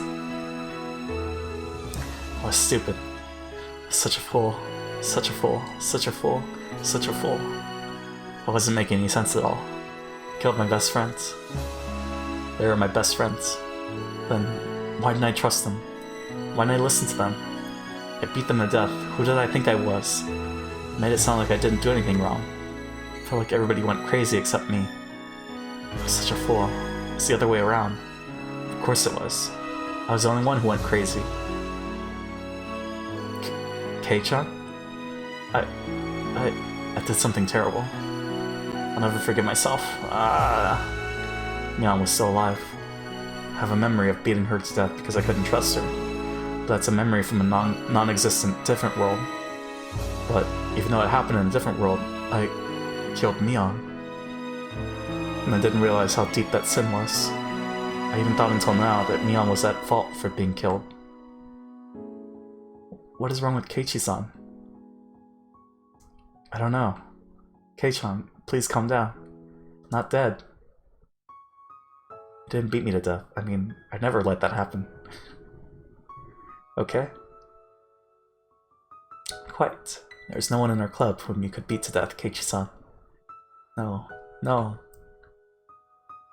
Mion Satoko looked confused, having no idea why I was crying. But I couldn't help myself. I learned just now that I could earn redemption by confessing my sin. But I could never earn redemption for this. Not from Mion. No matter how much I cried in this world, nobody could forgive me my forgiveness. Nobody could give me forgiveness. And so, I could never earn redemption for this sin. Right then, Chie-sensei came in and noticed me crying. You wouldn't see a teenage boy crying like that very often. Chie-sensei asked me what was going on, but at that moment I couldn't hear anything. Mion and Sasoko looked confused. They didn't know how to explain the situation. Miko-chan approached me in the midst of my sobs. You remember, don't you, Keiichi? Do you remember how you killed Rena and me? Yes. I killed them. But I didn't accept my sin. I pretended I was a victim. I cursed and blamed my friends until the moment they died. There was blood everywhere, and in the end, I just died alone, without any regrets. I clawed at my itchy throat in a phone booth. Didn't notice my sin. I died alone. Keiichi, did you notice your sin just now? Yes, I did. It took me so long, but I just noticed it. I remember what I did, not here, but in a different world that looks just like this one. I killed my friends because I couldn't trust them. They were just trying to help me, but I didn't listen to them. I don't know why I didn't. Didn't care if people were staring. I just kept crying. I wanted to transmute my sin to tears in order to squeeze it out of me. But the tears that were coming out from my eyes weren't my sin. They were just tears of regret for doing something irreversible. At that time, I felt something touching my head. I opened my eyes and saw Rika-chan patting my head gently. Didn't need any comfort. Didn't deserve any comfort from Rika-chan. But the words she spoke to me weren't ones of comfort.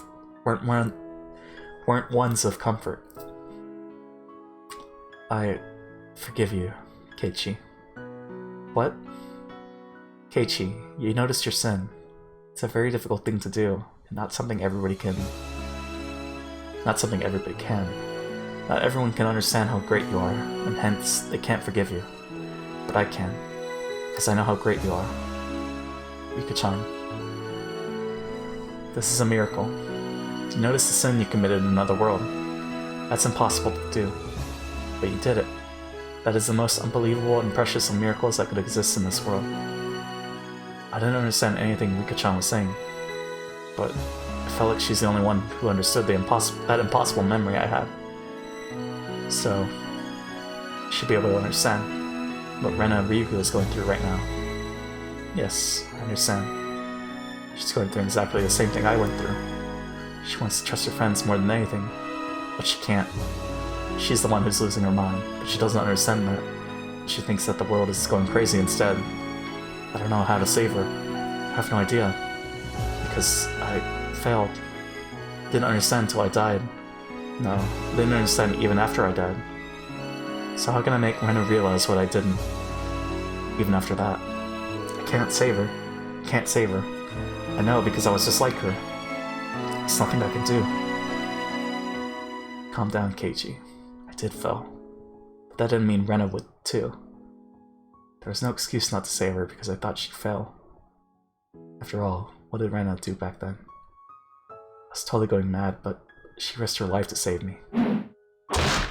In my room, in that world, I had beaten her many times with a metal bat. But she was smiling. She knew I was scared. That's why she smiled for me. I beat her so many times. Her arms were broken, and her forehead was cut open. I remembered. Rena didn't block her head. Even at the very last moment. She opened her arms towards me, like she was looking for a hug. But I still doubted her, and raised the metal bat up high. Rena told me then that it was okay.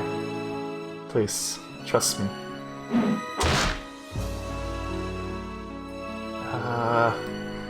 My friend still told me to believe in her. She told me to trust her. But I still didn't. I lost it and attacked her. She was in danger. She was actually killed. But she didn't even block her head. Instead, she used her arms to reach out for me. Then I continued to say those words until the moment she died. Trust me. Please. Trust me. She risked her life to save me. Until her very last moment, she kept telling me to believe in her. but I didn't listen. For so long, I truly believed that I didn't do anything wrong. I feel a little bit better now that you've forgiven me, Rika-chan. But I still have to atone for my sin. I'm gonna do that in the same way Rena did for me. I'm gonna save her. Rena risked her life to save me. She cared about me until her very last moment. She trusted me. She believed that her words would reach my heart, so she kept saying them until I cracked her skull. I don't care if I die. Rena died for me. I can die for her too. I'm such a fool for failing to understand my friend's feelings. That's why I didn't understand what she was saying. But Rena might be different. Well, what? Dying for Rena? This world is messed up, but it doesn't mean that I can just quit. Quitting is the same thing as not believing. I believe in Rena and in our friendship. That's why I can still make it. I can still prevent a tragedy from happening. I can change fate. We will struggle together to seize our future. That's right, this is a horror game. Rika-chan nodded with a serious look on her face, and she put her hand in the pocket of her skirt. Keiichi, I won't give up either. I'm not gonna lose hope in this world. I was tired from meeting with countless failures. I gave up on this world as it started to go wrong. That's why I kinda gave up on Rena last night. But I was wrong. I realized that the will to fight is such a beautiful and divine thing, and it can work miracles that can even alter the path of fate. So, I'll fight with you. I'll fight again. I'll keep fighting until I reach the future. I have no idea what you two are talking about. Hehe. It's normal that you don't remember. Keiichi's a special exception. But why?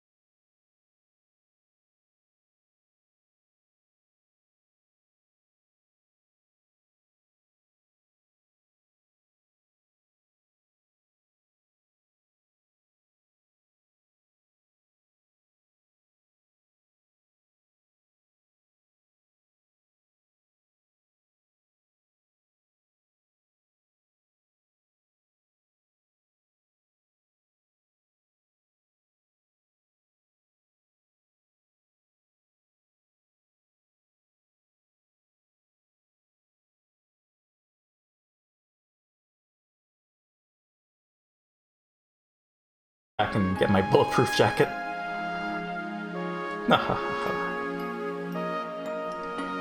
On the other side of the door, there were several tables, and Mion was sitting at one of them. Since Mion was still young, her school uniform functioned as her formal dress. Still, it looked strange with both the police and the corps member in black suits. Hello, you must be the successor to the head of the Sonozaki family. Thank you for having us today. Thank you very much for coming. Please, take a seat. Mion politely welcomed the police, undaunted even though they were older than her parents. Mion gave Kasai a look and tapped on the door.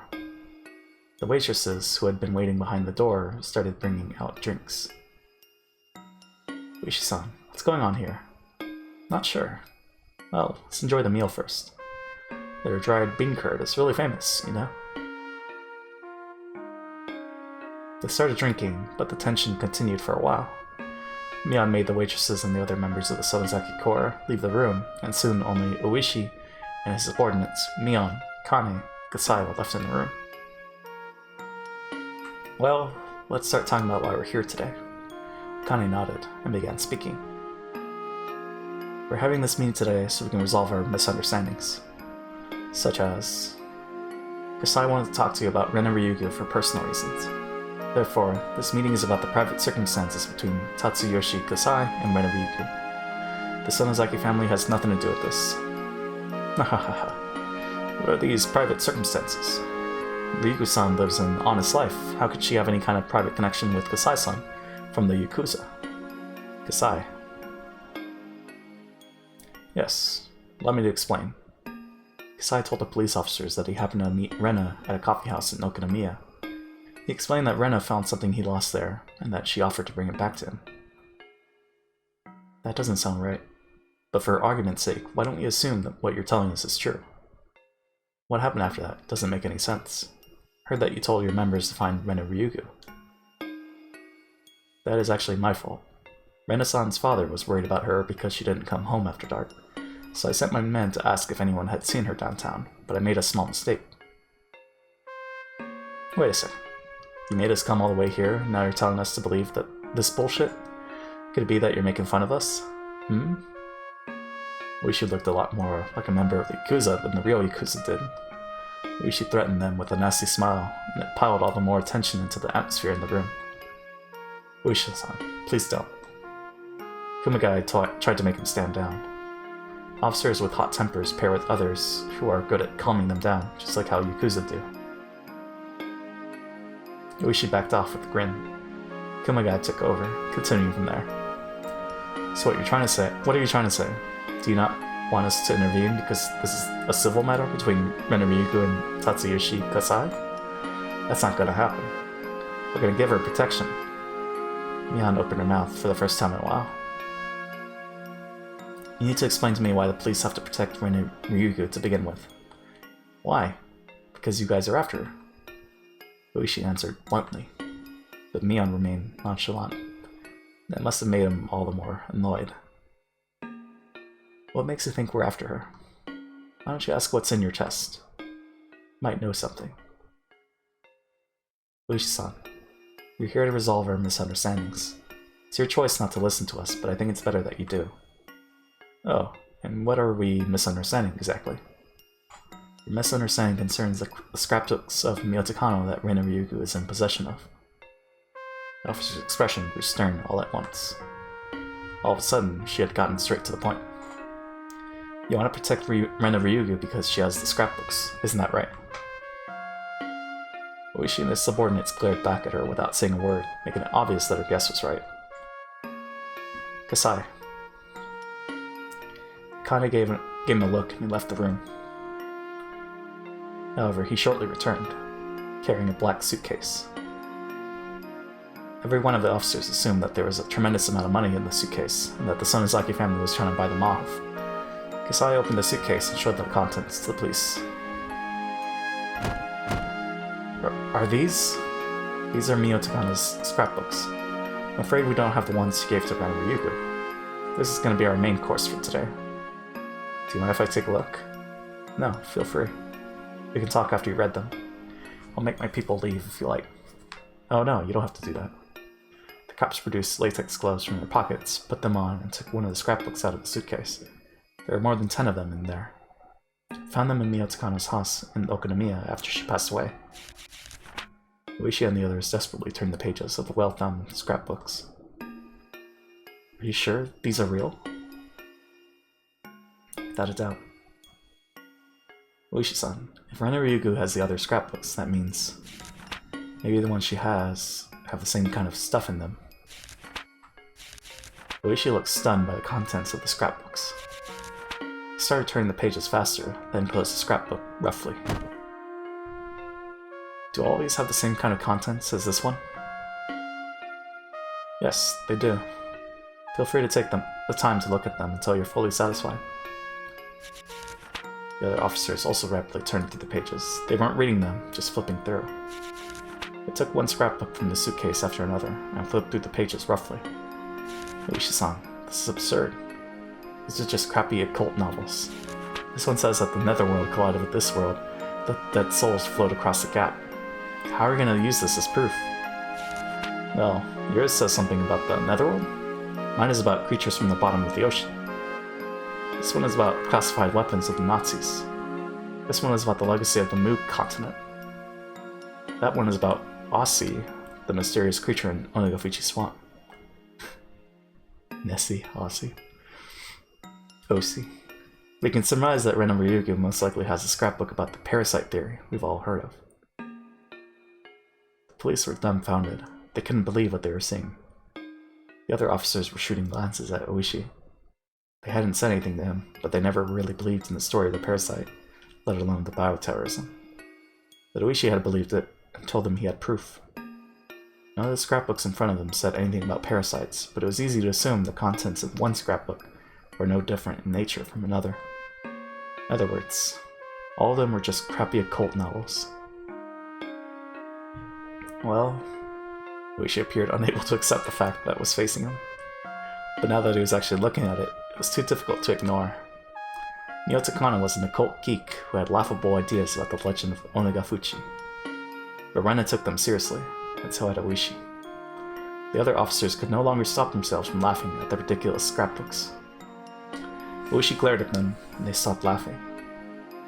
The main reason Oishi took the story of this parasite seriously was because the Sonozaki family was apparently after Rena Ryugu for the scrapbooks she had. Plus, Takano, the owner of the scrapbooks, was killed. Because of these two reasons, he believed in that occult B novel. Oishi was frustrated without a doubt. He has to accept that he was wrong. Oishi was eager for any information that could help him solve the series of mysterious deaths of Hinamizawa before he retired. A combination of a number of factors made Takano's ridiculous theory become highly credible to me. Creditable to him. Let me ask you something. Why was Mio Takano killed? We have no idea what happened to Mio Takano and Jiro Tamatake. Of course you don't. A liar doesn't call himself a liar. Come on, Oishi-san. Do you think we'd do such a lousy job as to let the police find the bodies? Mion wore a cold smile. She had said too much. Kane cleared her throat as if to condemn the statement, and that made Mion shut her mouth. Oishi glared at the young successor. But he knew she was right. Then, why are you after Rena Ryugu? We're not. I admit, it's our fault that we made it look like we were after her. For that, we apologize. The reasons which made Oishi take Rena's delusion seriously collapsed one by one. Mion and Akane looked at each other. They must have decided to let Akane speak. She did so firmly. We'd like to ask you a favor. We don't want to be involved with the police because of nonsense like this. I heard that Sankai from the police headquarters started work with the public safety division. They're going to do simultaneous raids on our family using this case as the excuse, aren't they? That had been at Oishi's request. Oishi took Rena's story seriously, and he wanted to find the research facility that was developing the parasite. He was intending to use it as proof of the potential bioterrorist attack. But as he had no idea where to start looking, he tried to conduct simultaneous raids on all the facilities the Sonozaki family owned in the entire prefecture, in cooperation with the task force for gang groups and public safety. Normally, the circumstantial evidence he had wouldn't be enough to get the cooperation. In fact, public safety doubted Uishi's source because they hadn't heard of any potential terrorist attacks. They trusted their information network. But Uishi took advantage of his long career and his old friends, and he managed to get them to cooperate. Uishi's face broke out in a nervous sweat. Needless to say, he realized he was completely wrong. He caused you some trouble during the dam conflict, but the era is reaching its end, and things have changed. We're a Yakuza group that sides with the weak and crushes the strong, but we're also trying to achieve peace and stability in line with these changing times. If we get raided now, we're going to lose face. Who cares about your face? I know we'll find something with those raids. We're going to go through with them. If you find something, good for you. But if you don't, you know it'll cause a big liability issue that even you won't escape lightly, Uishi-san. Alright, sounds like you really do want an all-out war. Huh. That's what you want. Please carry out your job to your own satisfaction. We'll take on the challenge any time. What?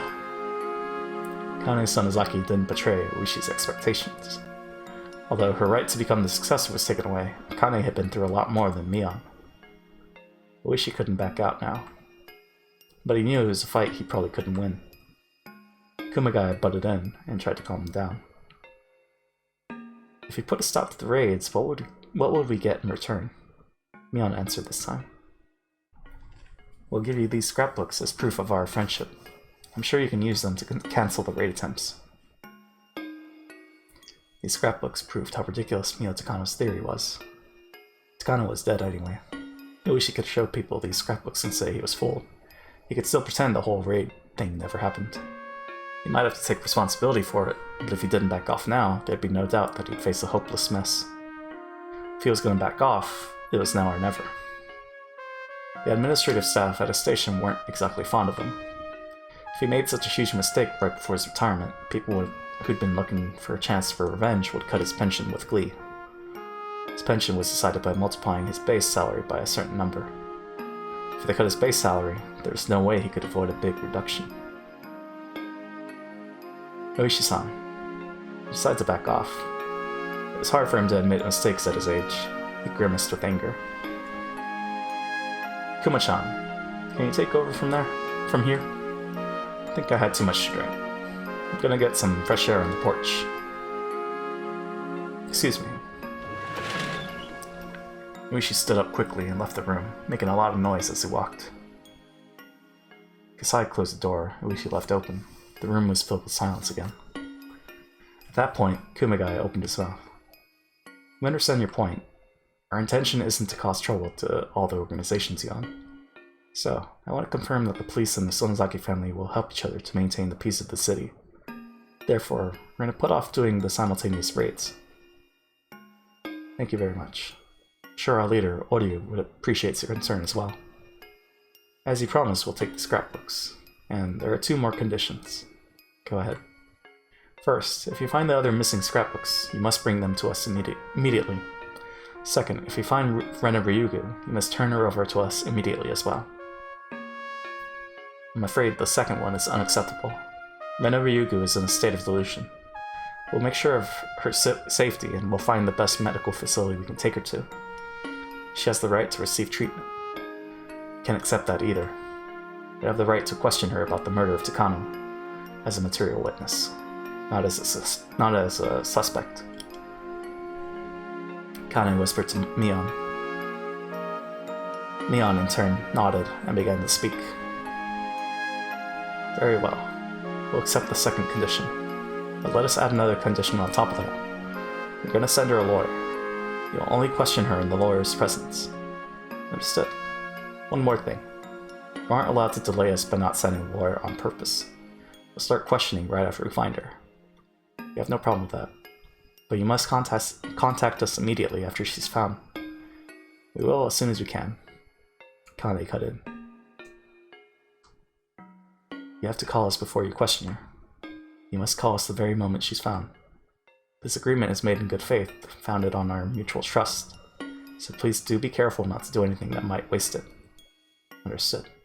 You have my word on that. We'll try to keep our promise with the best of intentions. Kane and Kumagai glared at each other for a moment. Surprisingly, Kumagai was very calm.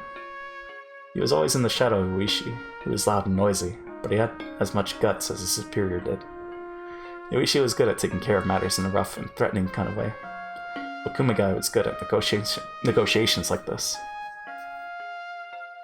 The meeting ended, and the police stood up from their seats. The tension in the room had finally ceased. Kasai put the scrapbooks back in the suitcase and handed it to Kumagai. Kumagai looked at Kasai, nodded lightly, and took what was offered him. This is a very expensive case made in Italy. Please take it as a souvenir from us. No, we're only supposed to take the scrapbooks. We'll return it to your office later. Thank you for your time. Please give my regards to the family head, Oryu-san. The officers left after bowing to Mion. After making sure that the police had left the hallway, Mion sighed heavily and finally let go of her tension. She spread her feet on the floor, flapping the rim of her skirt. Oh man, my shoulders hurt.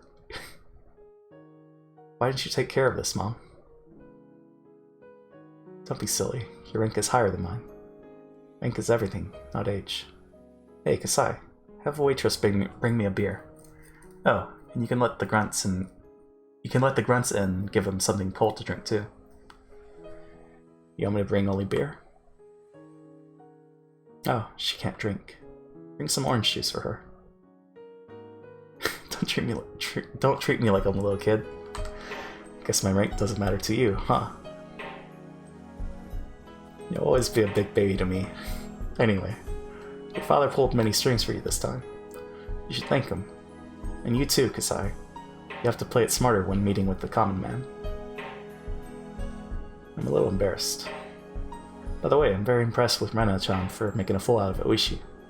You have many friends with good potential. I'd like to meet her. We can go to see a play together or something. Kasai, whenever you see her next time, let her know I said that. Don't tell her any more creepy stories, alright? Of course, well aware of that. With that, they successfully dispelled the magical power of Takano's scrapbooks. The whole nest shouldn't grow any larger. The only remaining problem was Rena. Where could she be hiding?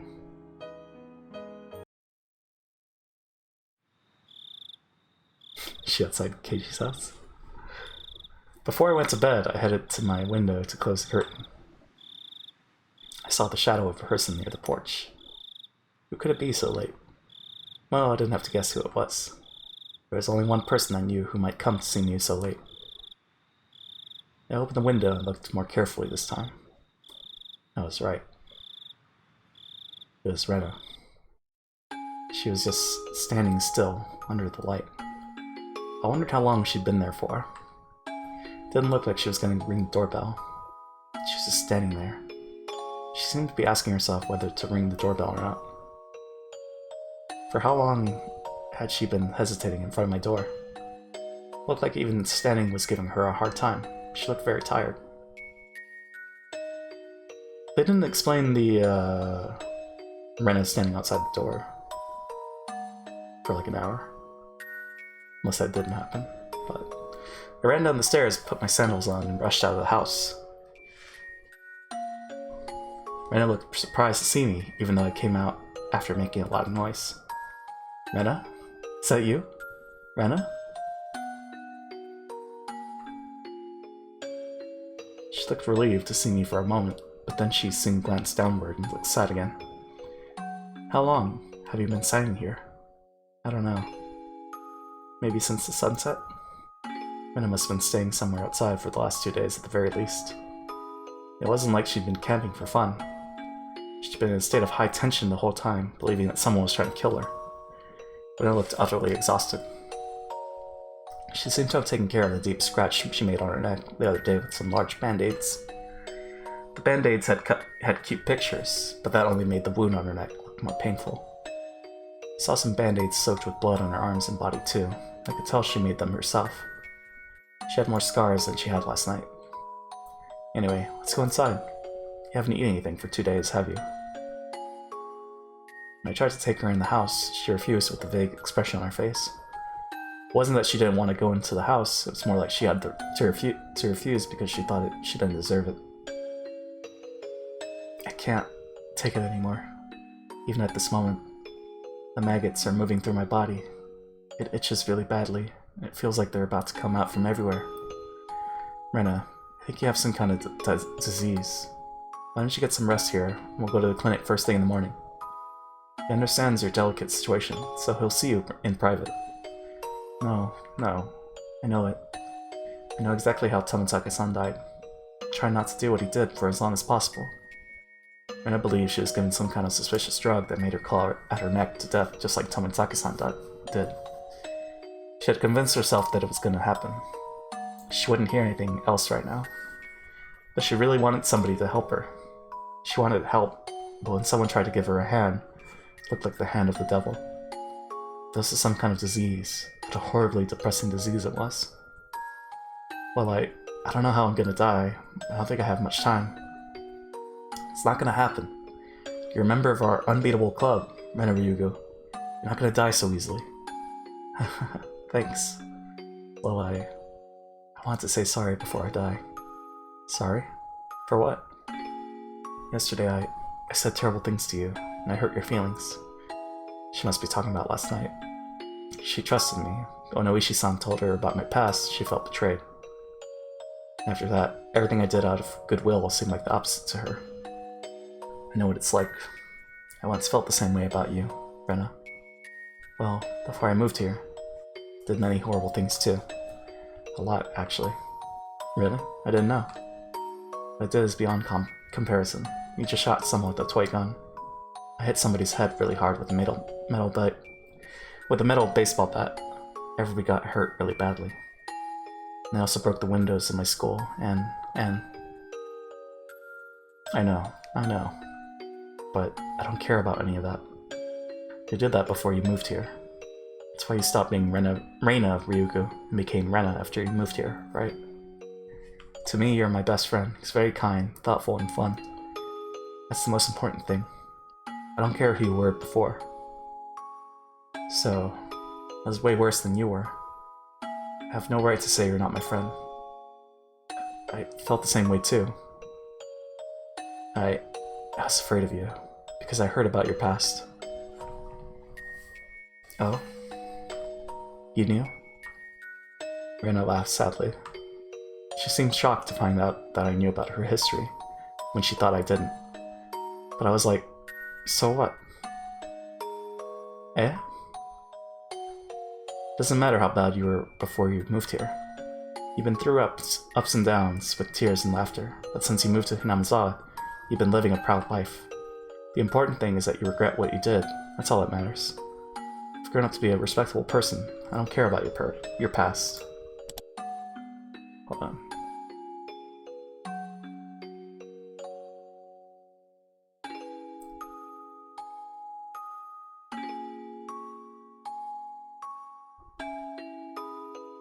Okay. I should have noticed it earlier.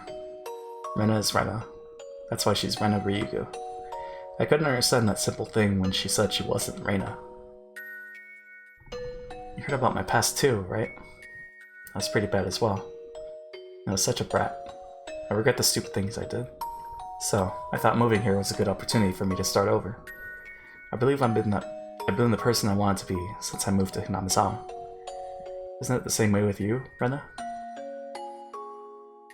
It doesn't matter how you lived in Ibaraki. The important thing is that you're Rena Ryugu. You want to be in Hinamizawa. So I don't care about whoever Rena Ryugu was. Yeah, you're right. We can start our life over as many times as we want. We might make a lot of mistakes and hurt ourselves, but that let us become the people we want to be. You fall once or twice in your life, but that's life. You can't let that beat us down. You have to keep growing. So, I'm not such an asshole for getting scared of you because of your past. Doesn't matter how many times you fall. When you go through a lot of pain, you can be kinder to others. So, I don't need to know your past. Even if I knew, it shouldn't have changed the way I treated you. But we were fools. Couldn't understand that until we went through things like this ourselves. Neon knew that from the beginning. We were such fools. We hurt each other. We made each other cry. So, Rena Ryugu is and will always be my best friend forever. When you have to go through a hard time, I'll help you no matter what. Trust me on that. Thank you. Trust you, Keiichi-kun. It's very tragic, but what she said isn't true. She probably didn't mean to lie. But I knew she didn't trust me from the bottom of her heart. My words didn't reach her. I knew that because Rena kept telling me to trust her that time. She kept saying those words, while I kept hitting her with the bat. They still didn't reach me. I don't think I have much time left. I'll try my best to save Hinamizawa, because wonderful people like you live here. No, Rena.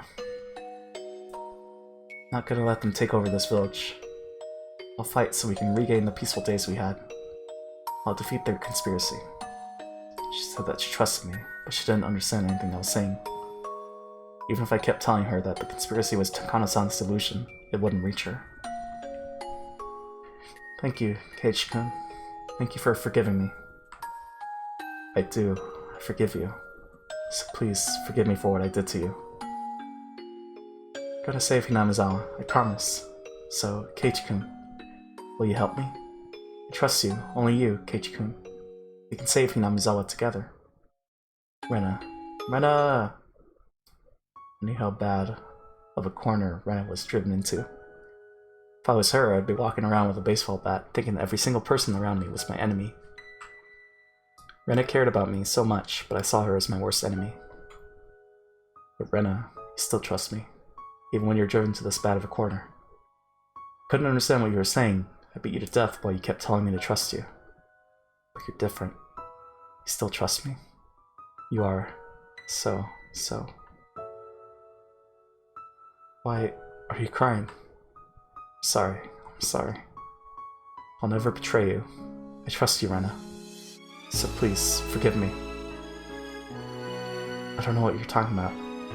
You've always believed in me, Keiichi-kun. So I trust you too. I can trust you, right? You're the only one that can trust me, right? Tears fell from my eyes. I sobbed and nodded again and again to answer her. Tears welled up in Rena's eyes too. Before I knew it, we were putting our foreheads together with tears in our eyes.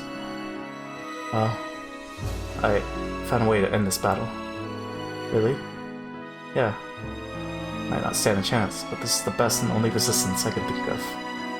Rena, I don't know what you're going to do, but if you do that, we can regain our happy days, right? We can, can't we? We have to. Or I'm not going to let you go anywhere. Don't worry, Keiichi-kun. It's going to be a come-from-behind victory, and we'll regain our happy days for sure. I don't know what she had on her mind. It began with the delusion, and it'd end with the delusion. If I encouraged her too much, she'd twist it into an attack on her. I was like that at that time.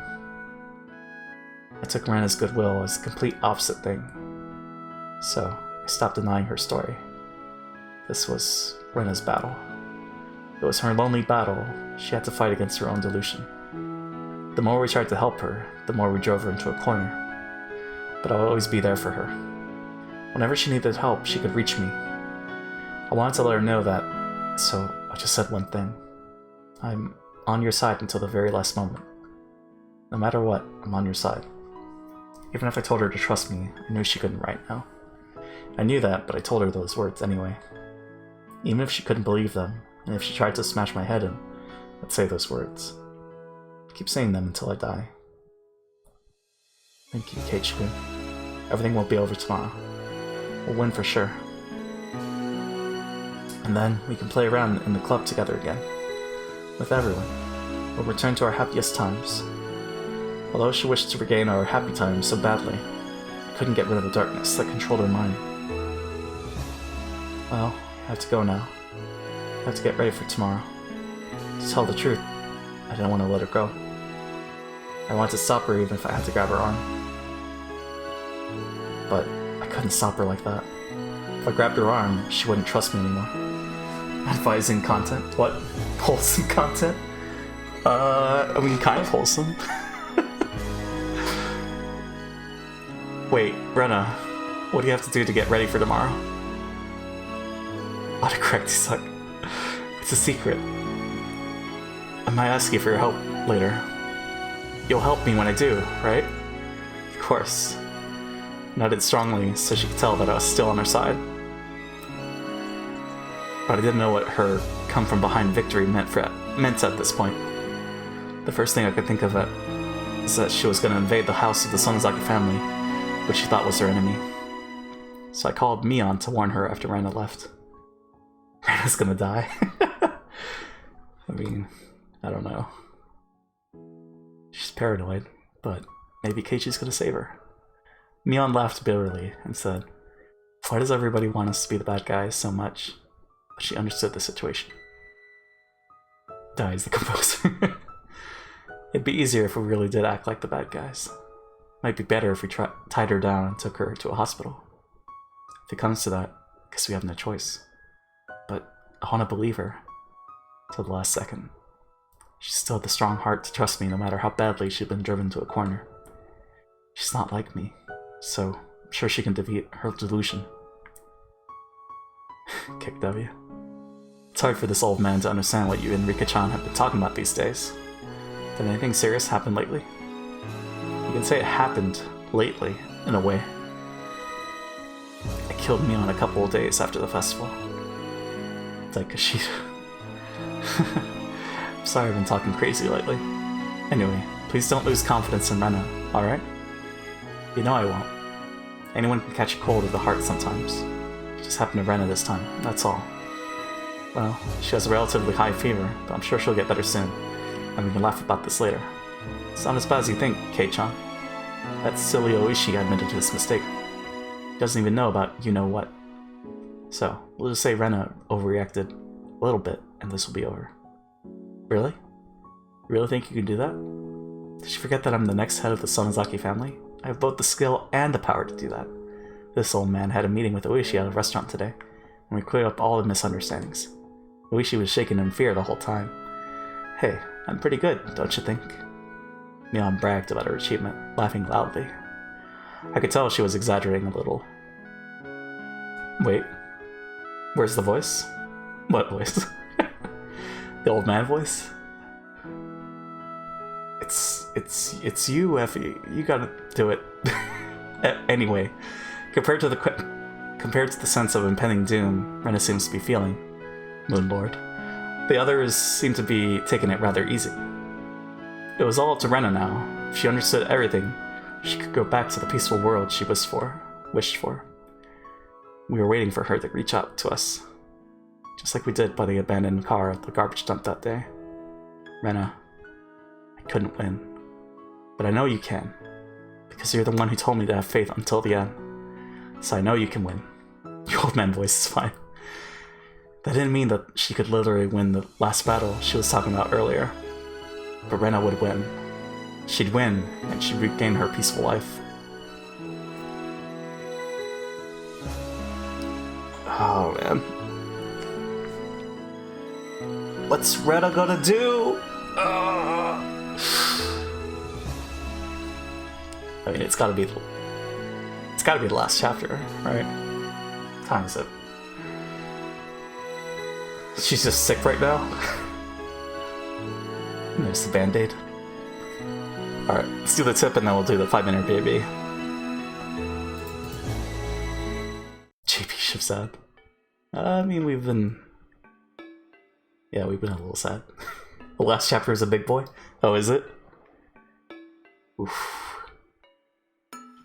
Would I be able to beat it in 4 hours? I don't know.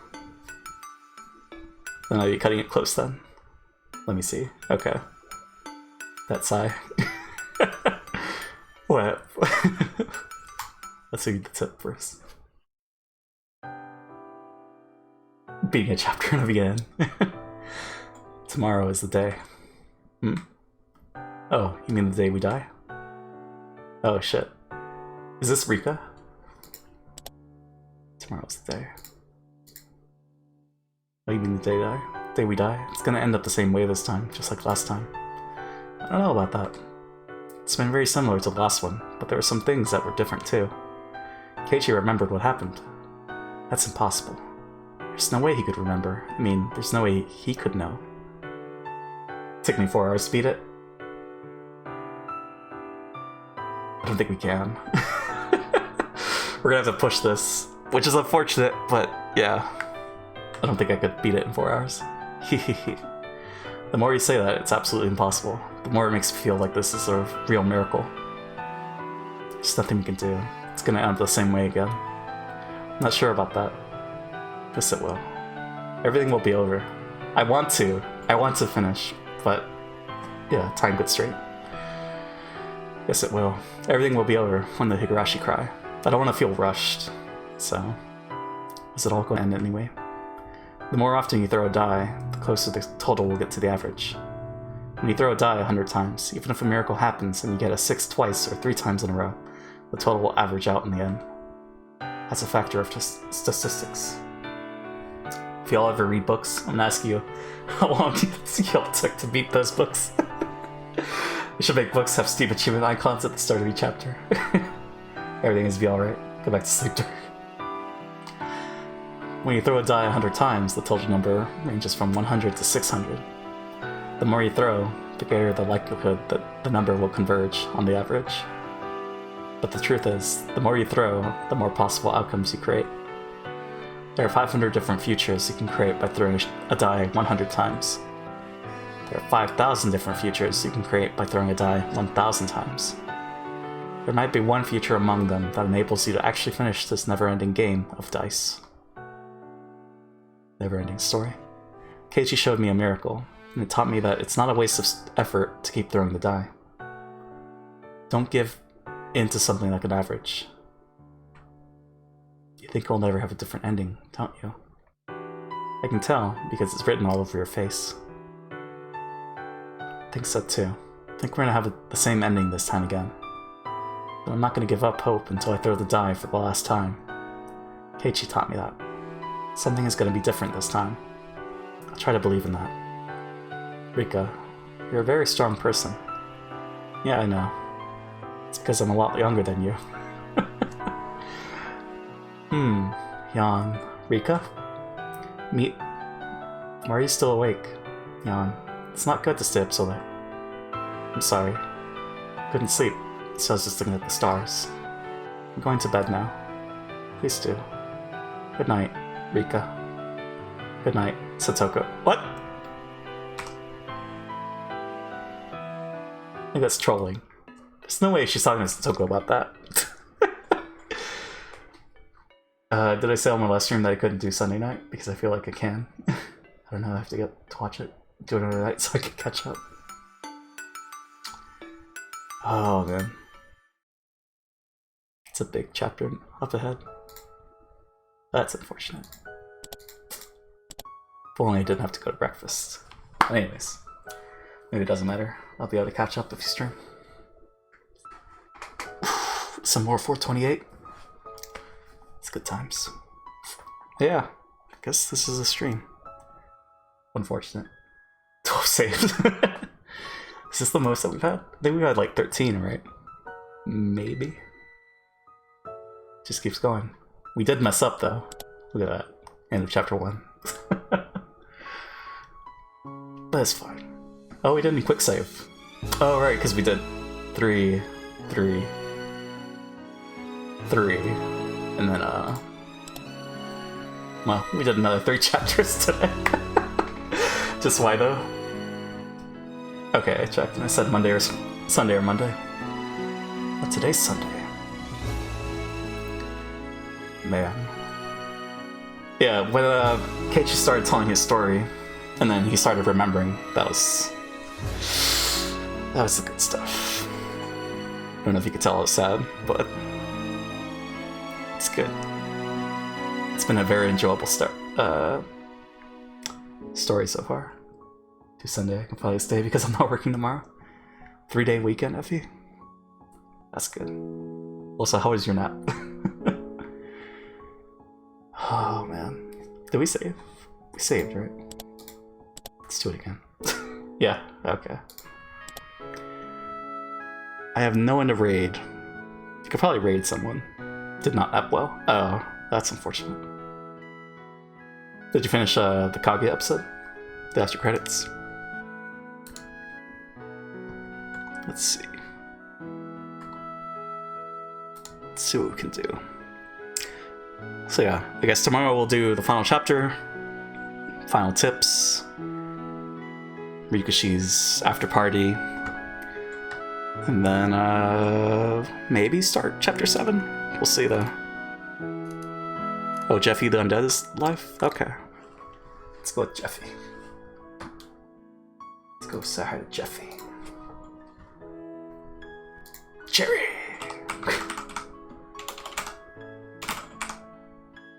But yeah. We're playing Final Fantasy XIV online. Go show some love. And tomorrow, the finale to Chapter 6. It'll be good.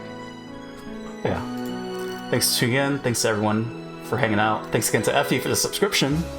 That was nice. And yeah, there's the raid message.